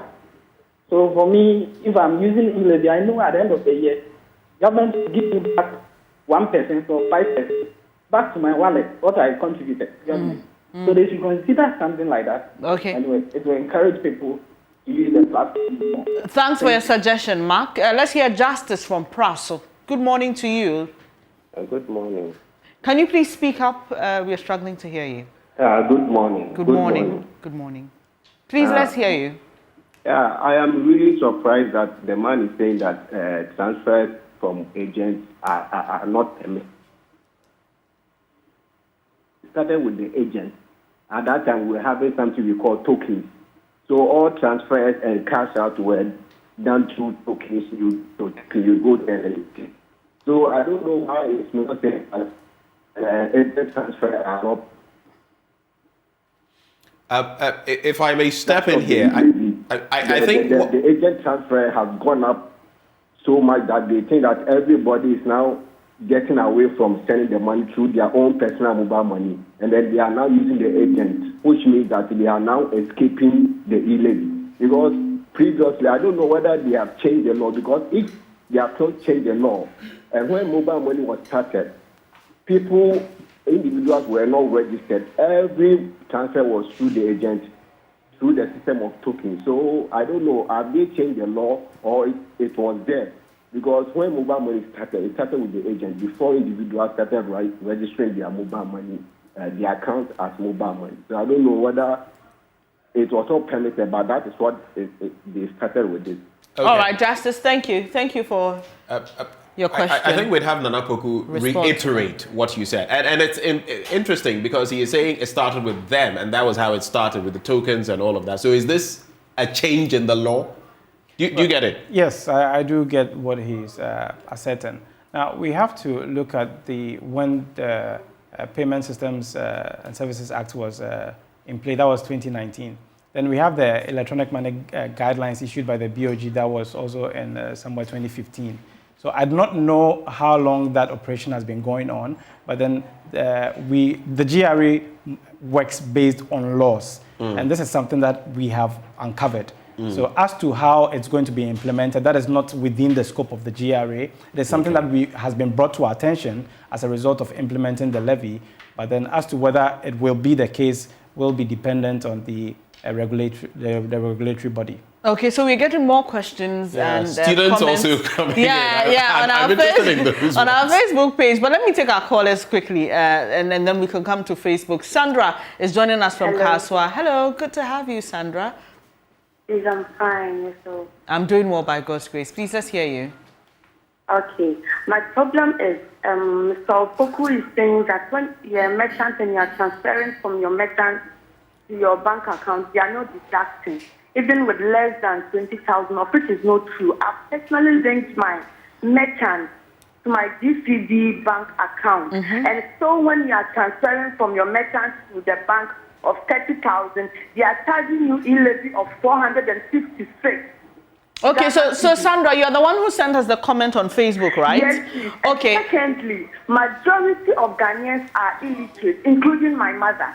So if you are telling me that the person shouldn't transfer from a merchant to another person, that the person should load to a personal account and then send. Even majority of them, when they come, they will be like, yeah, cut out, mommy. Okay. Yeah, they don't even know how to do the cut out than to think of sending money from their account to the other person. And now, thirdly, the majority of young vendors, we are literate too.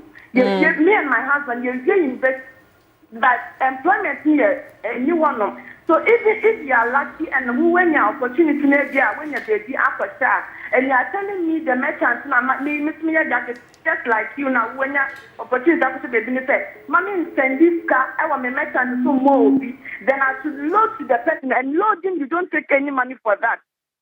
And I should load that at the end of the month, at the end of the day, how much am I merchant in the All right. Sandra, I see you are very passionate about this. Let me just chip in that what he's saying is that is the law, but it's not being applied. That is not what is applying or applicable now. Okay, Sandra, and on your first point, we've discussed that, but just for clarity, because I'm not sure you got it, your Momo account and your bank account may be linked, but we are told that some of these errors may occur. So you need to call your service provider, Nana Poku, right? Yeah. Which is it the bank or the mobile network? Okay, so it is also very important that we clarify the miscommunication that she put across. When you make a transfer from your mobile money account to your bank account, the daily threshold is 100 cedis. Okay. When you from your mobile money account to your bank account, the threshold is 100 cedis. That is if you're making a transfer to another person. When you make a transfer from your account to your bank account, that is exempt. Okay. But in the event that you are charged for that transfer, we are saying you can call where you initiated a transaction from. In this case, that will be MTN or Vodafone, and then you can get your money back. So you are not supposed to be taxed when you make a transfer between accounts that you own. However, in the event that you are charged for want of a better word, technical glitch or anything like that, then you can call in the charging entity where you initiated the transaction from, and then you will get your money back. Just to clarify, on which one does the 20,000 apply again? Bank to bank. So that is strictly bank to bank. That's right. Your own account. Yes. Bank to bank. Even to other another account. When you are transferring from your account to someone else who also owns a bank account, the threshold is 20,000. 20,000. Anything above, then you'll be exactly. Okay. So it is very important that she understands. All right, Sandra, I hope that this settles your confusion. Osman is calling us from Asankregwa. Hello, Osman. Hello. Hello. Please speak up a bit and share your thoughts morning. or questions with us. Good morning. I have a take on this mobile money issue. Okay. As a matter of fact, this mobile money, the issue was prior to its implementation. You know, we thought it was something that was going to be very heavy, but the implementation, we have realized that it's not as we thought. But the concern I have is that with regards to the transfer from merchant to subscriber, as a matter of fact, the country and then the telcos to understand that the whole mobile money transactions and how it has gone all over the country is just because of the merchants and the agents. They have orchestrated everything. And so any move or any attempt to compromise their work, it means that they are going to collapse the mobile money business. As a matter of fact, this whole country, the mobile money transaction has employed a lot of people, not just one, a lot of people. So they should understand the laws are made for people. And so when the laws are too much or too strong for the people to obey, then they should consider the law. As a matter of fact, this mobile money business has employed a lot of us. Okay. And so they should try as much as possible. Osman, are you an agent? Yes, please. Okay, so just hold on for me because I wish Sandra was on to also respond to this. Yesterday, the Mobile Money Agents Association met the president at the Jubilee House, and the president, Mr. Otunfuo, mentioned their support for the e-levy. Are you a part of that association? Part of the association. Okay, and you also support the e-levy? Yes, I support the e-levy. It's for national development. I support it. Okay.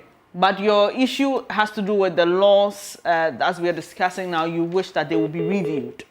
Yes. Okay, yes, thank you for calling us. Let's hear Andy from Ashaliboche. Hello, Andy. Thank you for holding on. Let's hear you. Hello, good morning. Good morning. Yes, I want to make a suggestion that somebody called making claims that Ghanaians are illiterate and then, they have to come out. No, Ghanaians are not illiterate. What I'm suggesting is that why don't the government of Ghana, let me say, publish a book, a whole book on e-levy, so that it will be made known to the general public. Then we can also read and then make analysis of the e-levy, rather than, day in and day out, standing out with different views of information. Okay. That is my suggestion. All right. And secondly, this e-levy concept and stuff, in Ghana here, only few people have access to, these governmental jobs and stuff. A lot of people are unemployed. So why is it that when the government is taking certain decisions or, embarking on certain decisions, they don't consider the average Ghanaian and that they try to raise a particular platform where each and everyone is expected to toe the line? That is my question. Thank you very much. Thank you very much. So let's do this one, Nana Poku, quickly.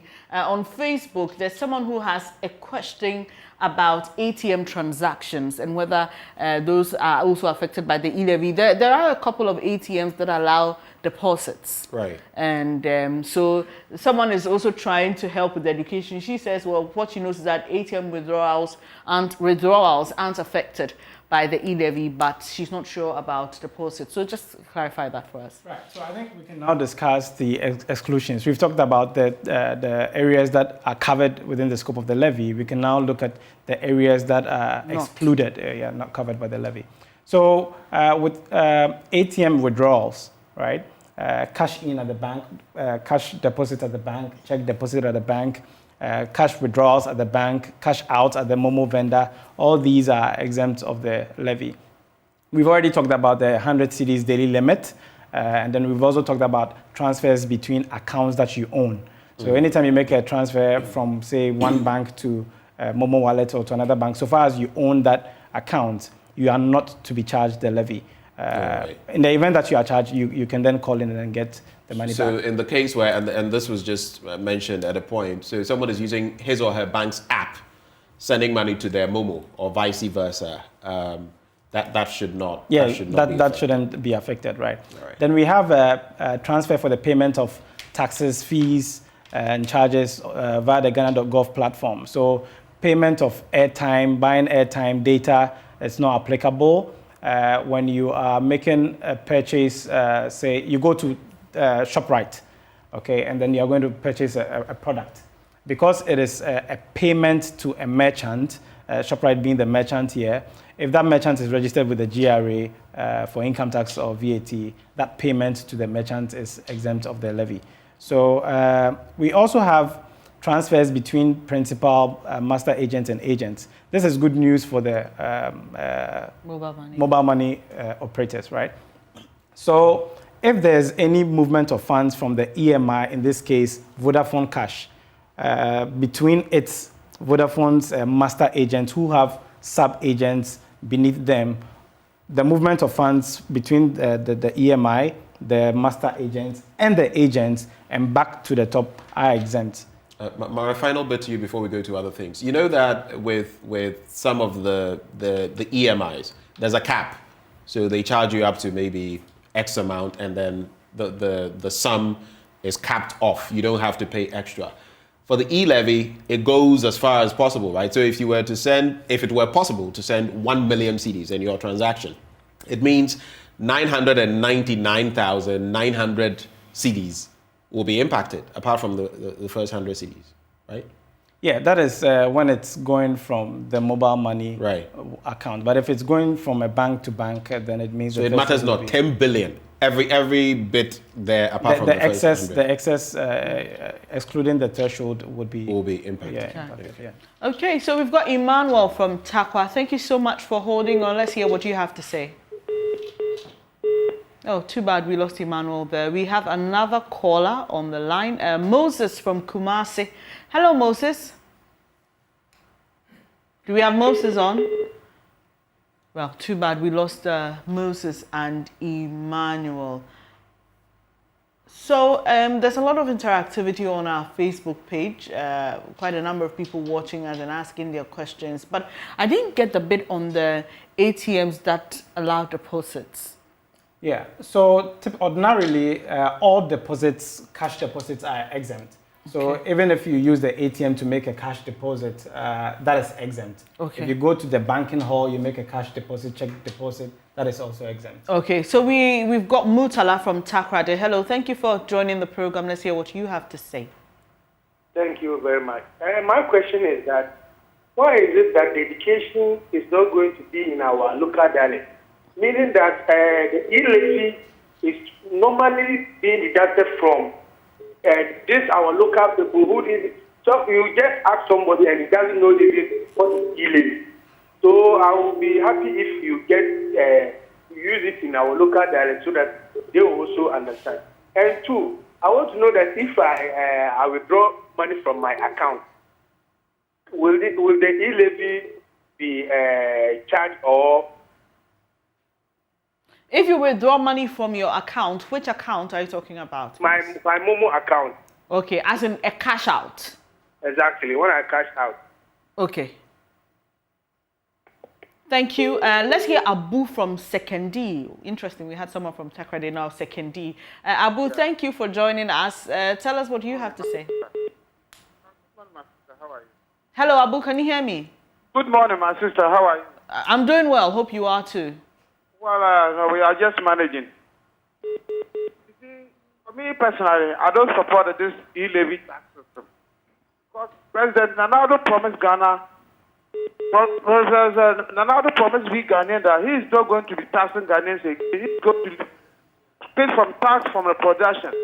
What happened today, Nanado is going to tax our mobile. Now, for example, if I have money in my MTN, I want to transfer it to my Vodafone account. Am I going to pay e-levy too? That's the question. If I have my money in my MTN account from different mobile networks. Okay. Yeah, to the mobile Vodafone because I've done yesterday. I just transferred from MTN to my mobile. I think that they take almost about 20. All right, Abu, we'll get answers to that question, and Nana Poku is still here with us to do that, but there's someone commenting on Facebook asking why Vodafone cash transaction is not affected by the e-levy. We know it is affected by the e-levy. What you're not charged is a service charge. Exactly. Which is what the company takes for using its platform. So, and it has been so since it Vodafone has always been cash so. started. I also found it curious when I saw that. But tied to that, I see someone else also talking about Vodafone. Jidula Jijeme Kenoklu. I transferred money from my bank account with my Ghana card and Vodafone with Ghana card, but I was charged. I don't understand. I don't really get this one, but it appears some people are finding some problems with, because this appears to be a student. Yeah, so I think I can really understand where they are coming from. Because we haven't really gone down to explain what the modified phased approach is, you would have, it is anticipated that you would have some of these feedback from the general public. And then to also talk about what the gentleman mentioned with regards to the accounts from different mobile networks. Yes, just before we come to that, with regards to the communication in different dialects. So that is something that we are working hard on. So in the coming days, we should be expecting communication in Ga, in Chi, Dagbani. You say communication, Ewe. Adverts or yes, what? so adverts and then recorded messaging. Okay, so you're going to use the vans. Yes. So it is very important that we just want the general public to know that even though we've started with the English aspect of it, it is very critical that this sinks down to everybody. So that is something that the GRE takes very seriously. It's belated, but I mean, better late than never. Better late than never, but you know, we are your biggest platform, so you have to come here as well. And bring some of the... And just to recap, the transfer from the Momo wallet to the Vodafone, we mentioned that in a modified phased approach, you will be charged because MTN doesn't have visibility over who the recipients are in Vodafone. Okay. However, as soon as you are charged, you can call MTN and then they will refund it. Yeah, and you know, we keep saying call them. Are these telcos going to ask for some evidence? Is there something you need to give to prove that indeed I am the same person who owns these accounts? Or once I call, they'll just say, okay, voila, money sent back. Okay, so there is a process with regards to calling in, right? Okay. Just like you send money to someone else and you realize it's a mistake and you have to call in. You have to provide some form of transaction ID. Okay. So you have to provide the transaction ID that was given to you via SMS, as well as your identification, whether it's the Ghana card or passport or any. Okay, and all those details, because I'm asking because, you know, if someone was deducted 3 or 4 CDs and you have to go through such a cumbersome process just to get that back, I wonder if many people will opt for it. But we have our 2 last callers, Xavier from Sugakope. Thank you for joining us, Xavier. Thank you very much, Bernice. Please, my question is, I'm a teacher and I take loan from, let's say, Teachers Fund. Teachers Fund will give me an EcoBank check to go and pay in. That one, you pay it and then it will take 3 days before the check will be cleared for you to take your money. Would the e-levy be charged on such a transaction? That's the first one. Secondly, we are Ghanaians, and me like this, I want Ghana to develop. As Mr. Kojo Poku, I think I got the name right. Nana Poku. The money we are paying will be put into good use, because we have seen it. We only see the politicians enriching themselves, whilst we the ordinary Ghanaians, lavish in poverty. So they should just ensure that the money is being put into good use, and then it will benefit all of us. Thank you. Thank you to Emmanuel. You are our last caller, joining us from Dansoman. Yes, let's hear morning. you. Good morning. Yes, good morning.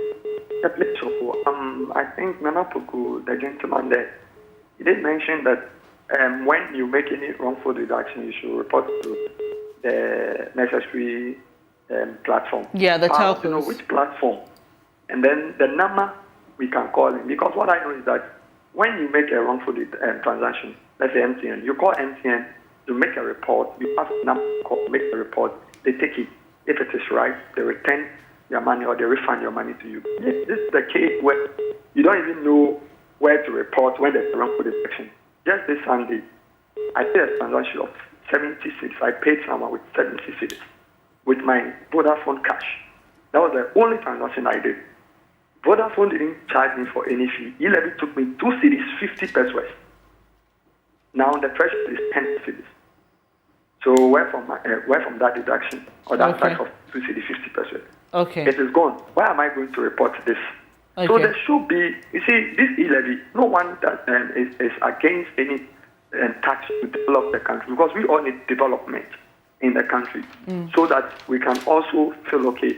Now that you are taking this money and you are not telling me what you are using it for, or where the appropriate institutions or contacts to contact when they take wrongful deductions from my account, there's nothing. So there should be structured that, oh, when there's wrongful deduction, report here. When you're having issues with the report to this board, there should be a committee or a platform where those people can assist.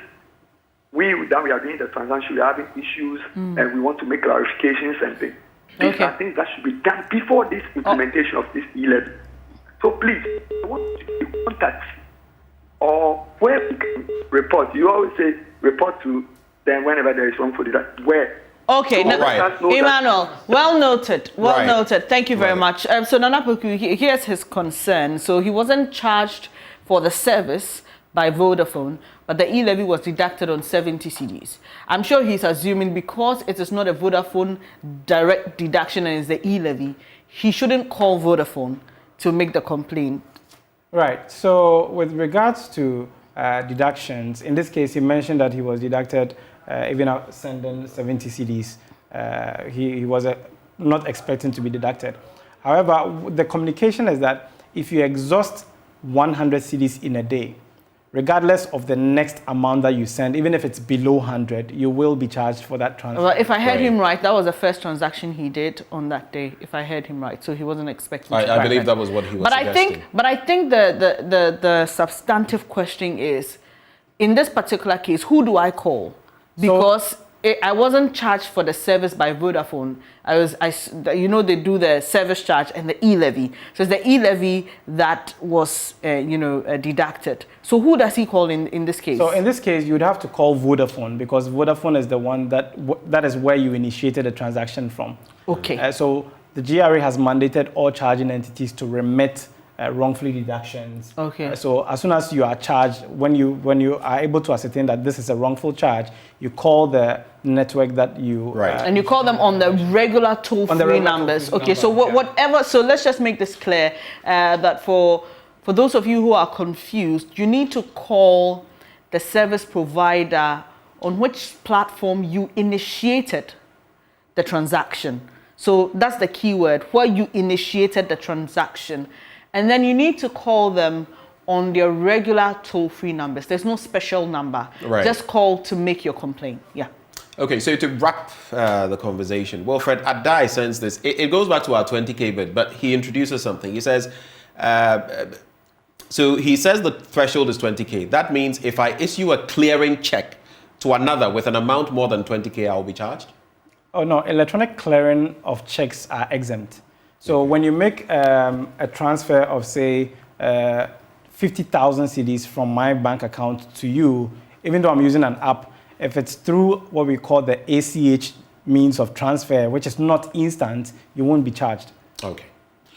All right, Bernice, it's been insightful, hasn't it? Very, very educative. But it appears people still have a lot of questions. I'll just advise that if you join the program midway, you can just scroll back because some of the questions we are getting have been answered already. I'm sure a lot of people joined in late. Like this particular one saying that he sent money from Vodafone to MTN, but he was charged. We've been told that if you own those two accounts, it's refundable.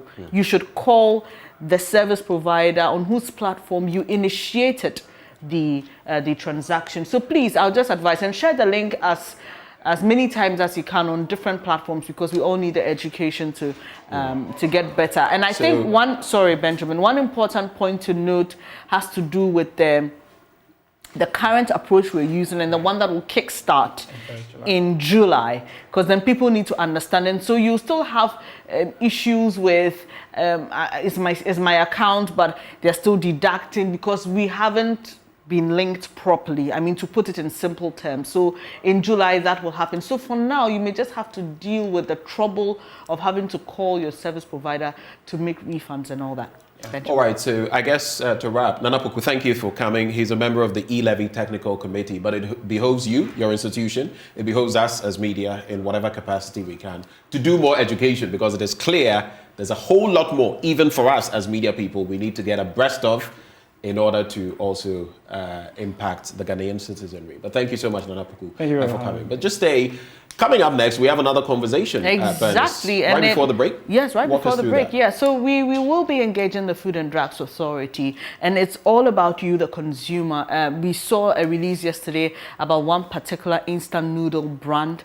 The FDA is raising concerns because it has received information about the existence of some pesticides and other things from other markets. So we'll be talking about that because you need to stay safe and know what you must put in your body. So do stay with us. We'll be back shortly.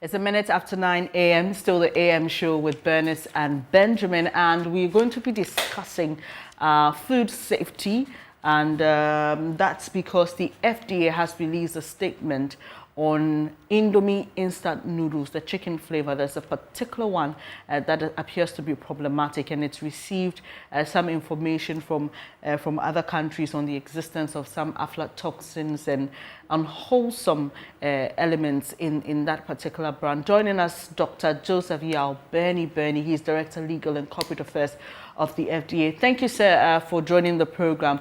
For those who may not have seen that particular statement or may not have heard of what is contained in your release, can you just quickly run us through? Okay, good morning. Good morning, Doc. Yeah, for the records, I'm Mr. Ben. Is that okay? Sorry, can you say that again? I said for the records, I'm Mr. Ben. Dr. Benny. Mr. Ben. Mr. All right, okay, Mr. Benny. All right, thank you, sir. Yeah, what the statement that was released yesterday by the FDA was to the effect that the Rwanda Food and Regulatory Body has identified and noted that there's a particular brand of Indomie noodles on the market in Rwanda, produced in Kenya and then in Egypt. This particular brand, from their investigations, have high levels of aflatoxins and pesticides. Of course, these are not healthy. So they've asked that it be withdrawn from their market. And so the alerts went out.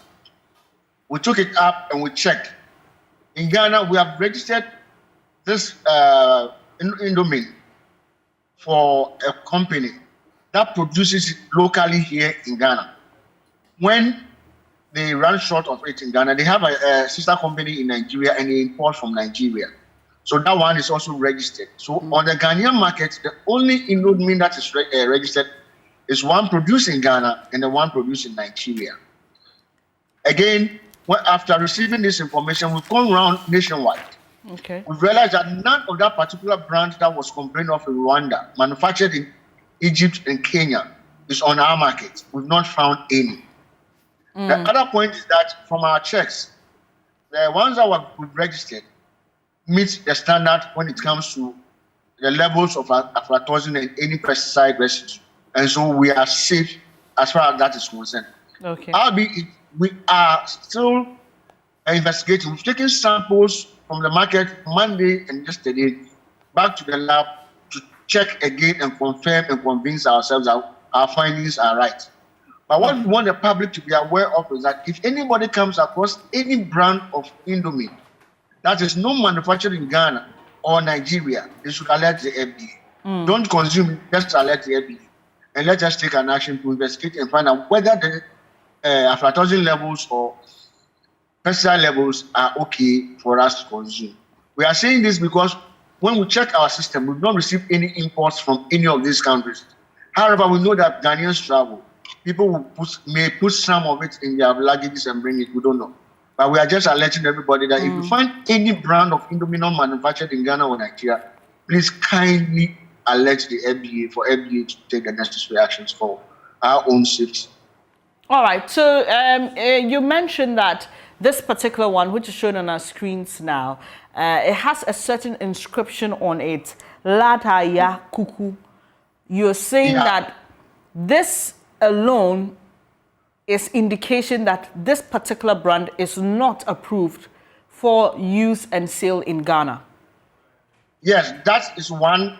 The other indication that you have to look out for is the country of manufacture. Okay. It should either be Ghana or Nigeria. Any other country, please don't use it. Let FDA be aware. All right. It should either be Ghana or Nigeria. Other than that, please don't use it. Consume it. All right, Mr. Benny. So this brings me to my next question.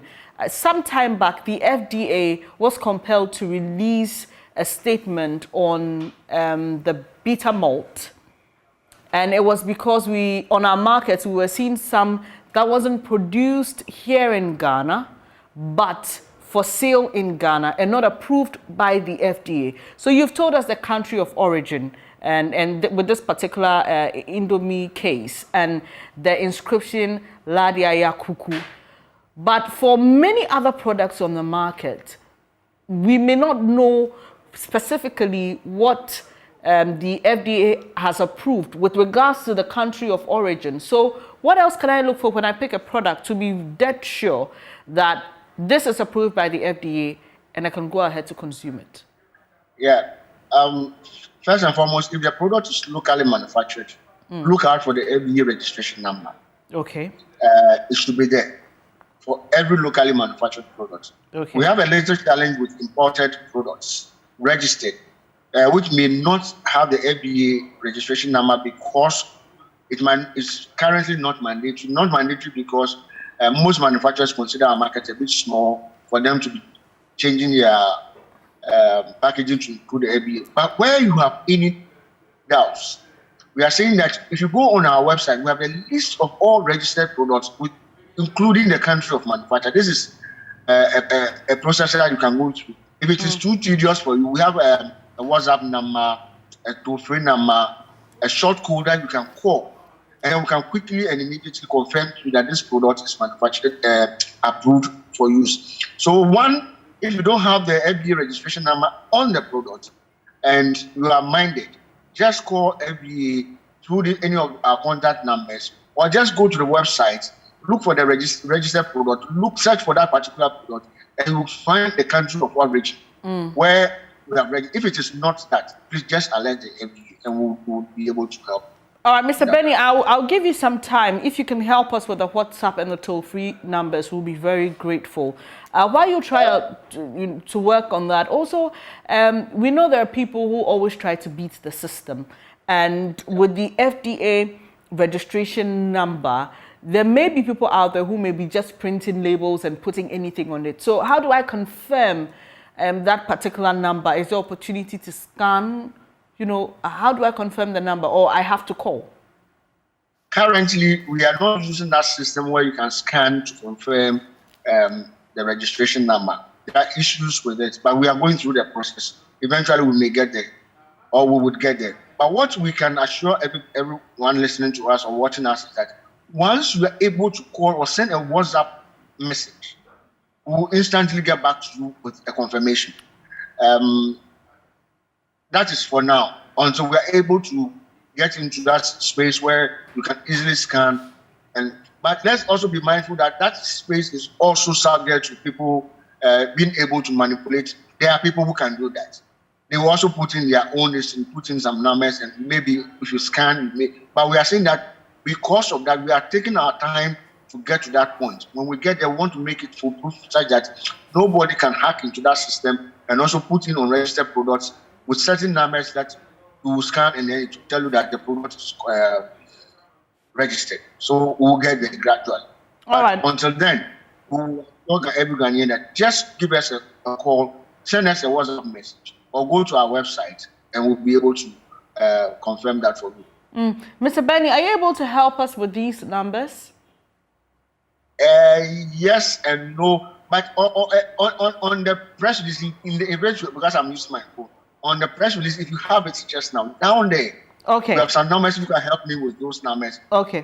Just about 2 of them. Currently, because I'm I'll do so, yes. So on, for WhatsApp, you can reach the FDA on 055 111 224, and on phone 055 111 224 or 055 111 2225. Let me go through it again. 055 111 2224 or 055 111 2225. For WhatsApp is 055 111 2224. Also on Instagram, FDA Ghana, Facebook, FDA Ghana _ and Twitter, FDA Ghana. If you prefer the website, it's fda@fda.gov.gh. So we've been talking about the latest public alert by the FDA on Indomie instant noodles chicken flavor, and we've just been hearing from Mr. Bernie, who is Director Legal and Corporate Affairs, on what exactly to look out for so you don't consume this particular product, which has been found on other markets to contain high levels of aflatoxins and pesticides. There's no need for panic. He says what is approved for use here in Ghana is produced in Ghana and also in Nigeria. So just look out for the origin of that particular Indomie brand you want to consume. If it's from Ghana or Nigeria, you're safe. So there's no need to panic. I'll have you hold on, sir, shortly. My colleague Kojo Brace is joining us from the markets. Hello, Kojo. Hello, Kojo. You've been finding out from people whether they check the wholesomeness of products before they consume them. What have you been able to gather?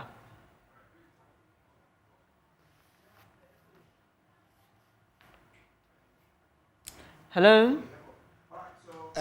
We are here at the Odona market today, where we are engaging Ghanaians on whether they check the wholesomeness of the food items they buy on the street or not. I have some people already here. I'll speak to them, and then I'll go to a caterer who's cooking right behind us here. Chief, thank you very much. I'm sure you go to the market to buy foodstuffs, do you? Yeah, I do. You do? Yeah. If you go, do you check the wholesomeness of the food, the expiry date, whether it has the FDA embossment and therefore it can be sold on the Ghanaian market? Do you check all of this? Normally, we only check the expiry date by whether the FDA have approved or something. We don't normally check. But are you sure you indeed check the expiry date? Because the expiry date is very important for our health, so I have to check before you buy. So you always do? Yes, I always do check the expiry date. All right. Now, interesting. He does check, but I have my friend here. Okay, so what's your story? If you go out to buy, do you check the wholesomeness of the food? Oh, I'm being sincere. For me, I don't really check. I don't check. And then it has affected me severally. Yes. I've fallen sick like severally. And then when I went to the hospital, they were like, it's this food poisoning and stuff. So I think maybe I will start checking now on almost, yes, please. Okay. So you mean anywhere you go to buy, you don't check all of this? No, whether at the roadside or at the mall, I don't check. Yes. Okay. All right. Thank you very much. So she doesn't check. Let me get Mami Keitra and have a chat with her. Mommy, so okay, I'm told that I have to speak to this sweet mother. Mommy, right? So, all right. So these are our mothers who cook here. Let's have a chat to them. Mommy, say oko jasuna sa oko dija e dia be dia ni wo fi. I share say nneoma na wo to no I expire and I say bia expire wo dia be ye. Wo share sa nneoma we. Me check it. To say toast ninia man, tin tomatoes. Aha, tin tomatoes. And you want to yakrafi abrochimanabano or check it. Say, dear tin tomatoes ni sanya money there. I check expiring date and sana top.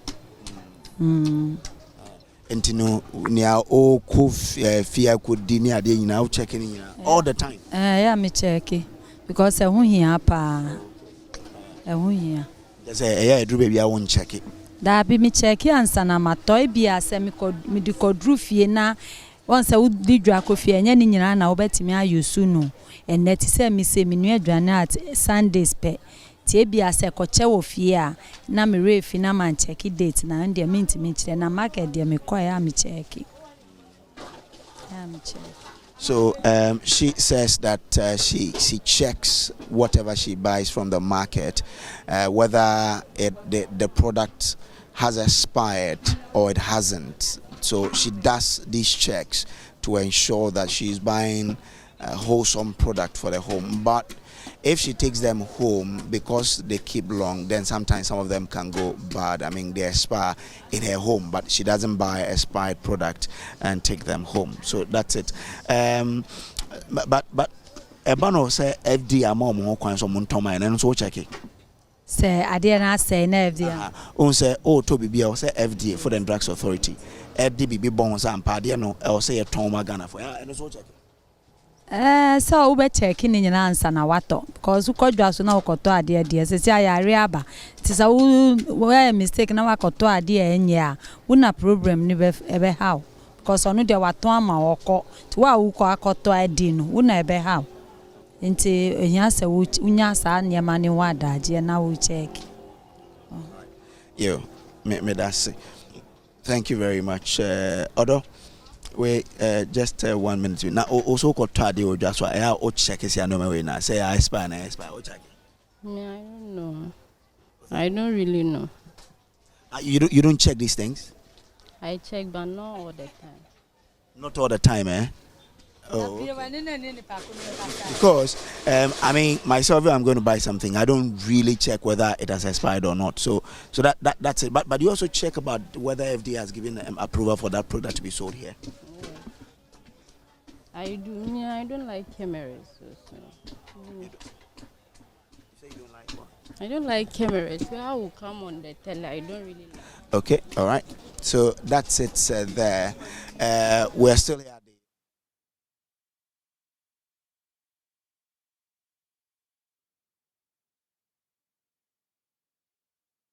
That's my colleague, Kojo Brace, joining us from the Odona market, speaking to some people there. So, in wrapping up this conversation with you, Mr. Bernie, just from the responses we had from the people my colleague spoke to, someone mentioned that when it comes to, perishable goods like tomatoes and those things, she doesn't really pay much attention. Obviously, there's no expiration dates attached to it or best before. We just go to the market and we buy them. But for the tinned food, she's very particular about that.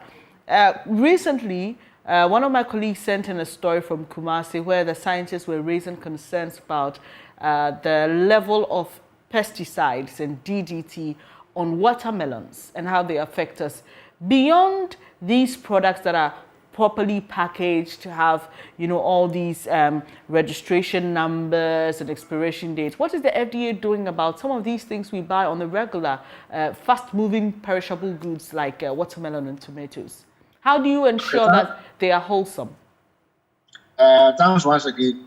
Our agro-products department is up into this particular area as well. So we are working closely with the Ministry of Agri to go back as far as to the farming practices. When you have high levels of pesticide residue in any particular food, what it means is that when the pesticides were applied, the time allowed to allow before harvesting is done is not observed. So somebody applies the pesticides and immediately or within a short time will do the harvest. So we find the high levels of pesticides in the product. So these are agricultural practices, issues with agricultural practices. So together with our colleagues in the Ministry of Agri, we are working to ensure that these things are done. We are doing a lot of when it comes to traceability as well, so that we are able to trace when we are able to find out that these products have these levels of pesticides or whatever it is, how do we get back to the farm? So we are putting in place traceability measures to ensure that we'll be able to trace this as far back as to the particular farm from where these products are coming. So we are on it. We are working towards it. We are urging our farmers as well to ensure that when they apply any pesticide, the time limits allowed prior to harvesting should carefully be observed. And we are working on it. And we are working together, like I said, with our colleagues from the Ministry of Agriculture, and we will get there. So you've told us about all the things you're trying to do on the preventive side, but when it gets to the market proper, is there anything the consumer can look out for? Are there any checks? Anything I can do if I buy a tomato to be sure that, okay, I can eat this, it's safe?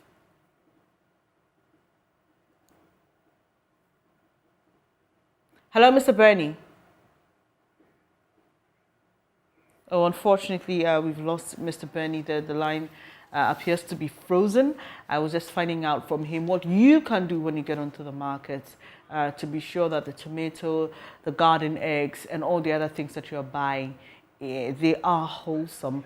We'll be following up on this particular one, especially with the latest release with regards to the Indomie instant noodles chicken flavor. We've been told that due to what they've realized in other countries, they've picked a few samples on the market and they're going to test it. But rest assured, when you get to the market and you're buying any Indomie flavor produced in Ghana or Nigeria, you are safe.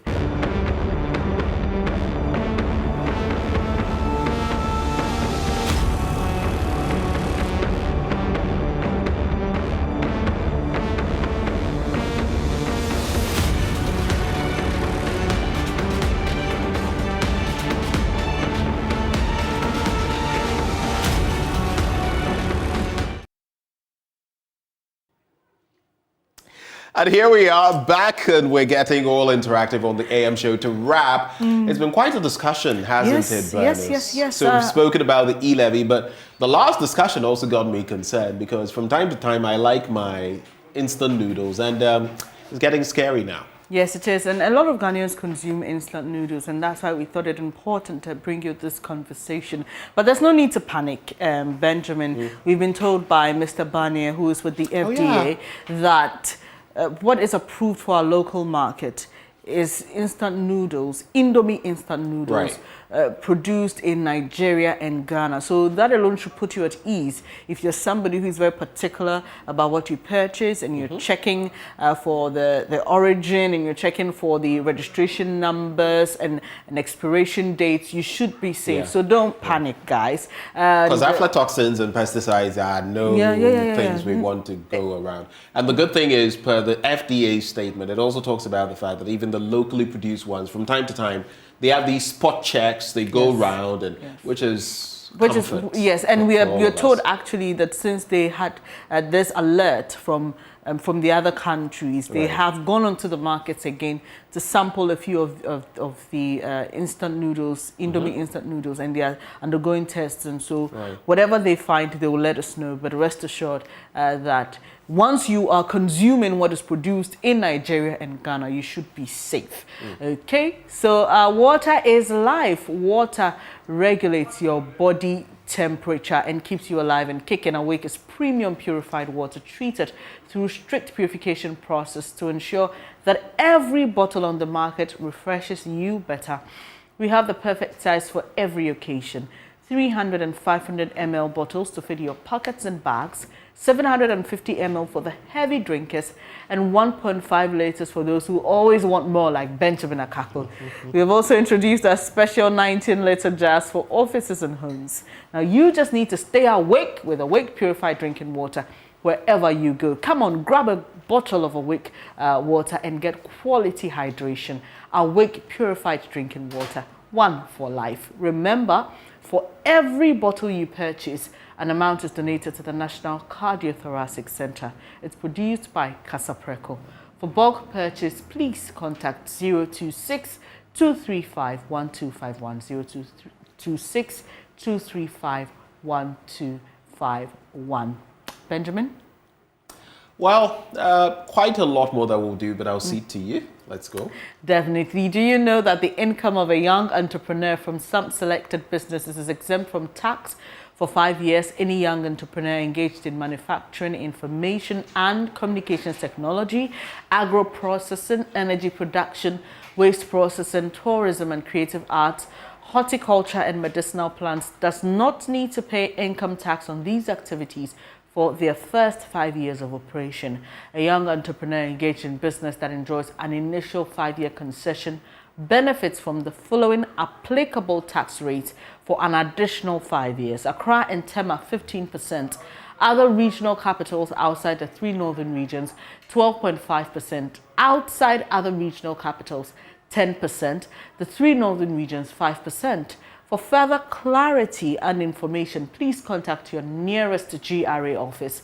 Ghana Revenue Authority, integrity, fairness, and service. Yeah, speaking of the GRA, we had that e-levy conversation. Yeah, but what would be your chief takeaway from today's discussions? Okay, the fact that we have 2 major rollouts. What we are doing now is different from the phased approach. Yes, right. which will end on the 1st of July when the next phase kickstarts. And on that, we are told that there will be some form of integration for all the EMIs and then the banks, because there's also transaction between the mobile money networks and the banks. And so all these issues of I sent to my own account and I was deducted will be addressed. So I'm sure, hopefully, we hope that the system would have been regularized by then, and then people will have it a little easier on their pockets when you're doing these transactions. I mean, for me, the rollout important, yes, especially because government had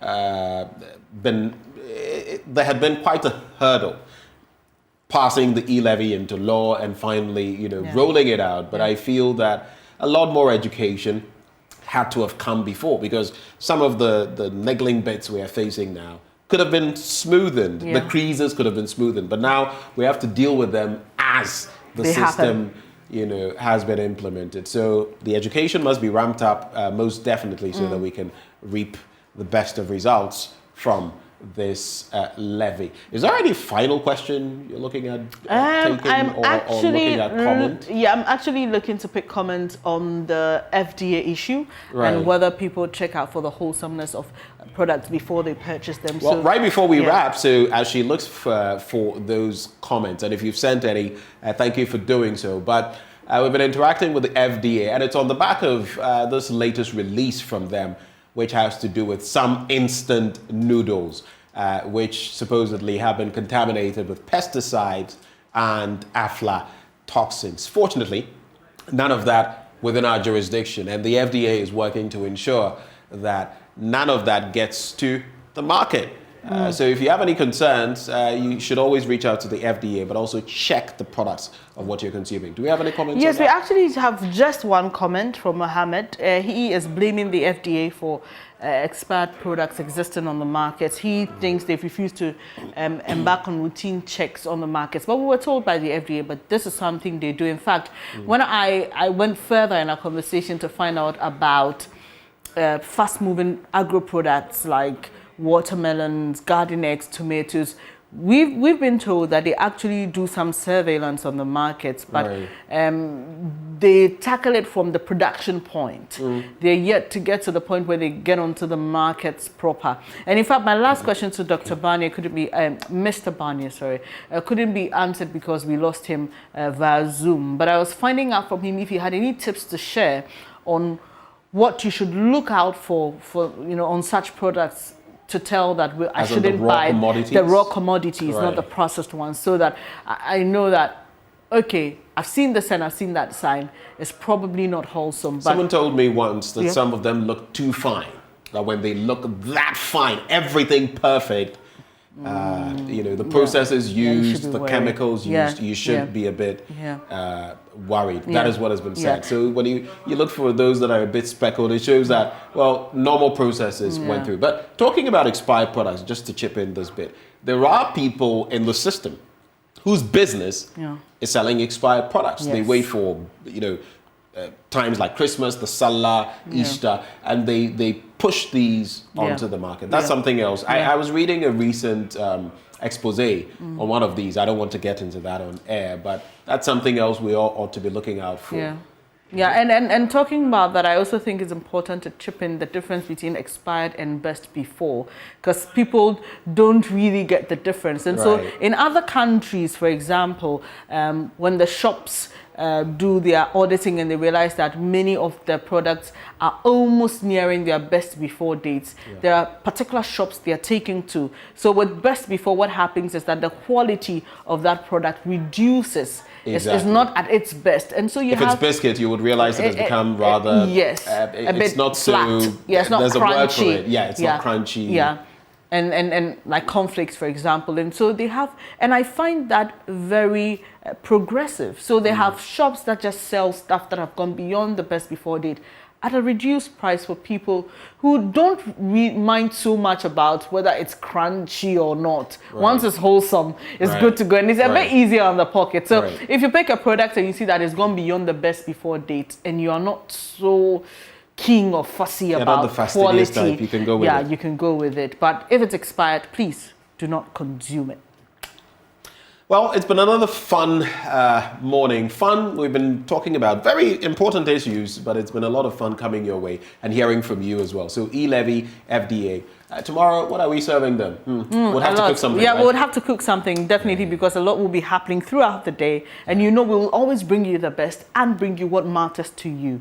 Okay, so looking for germane content, it's right here on the AM show. But for now, at 10 o'clock, we bring you one of our news bulletins at noon as well. But from us right here at this point, it is goodbye and have a good day. Take care.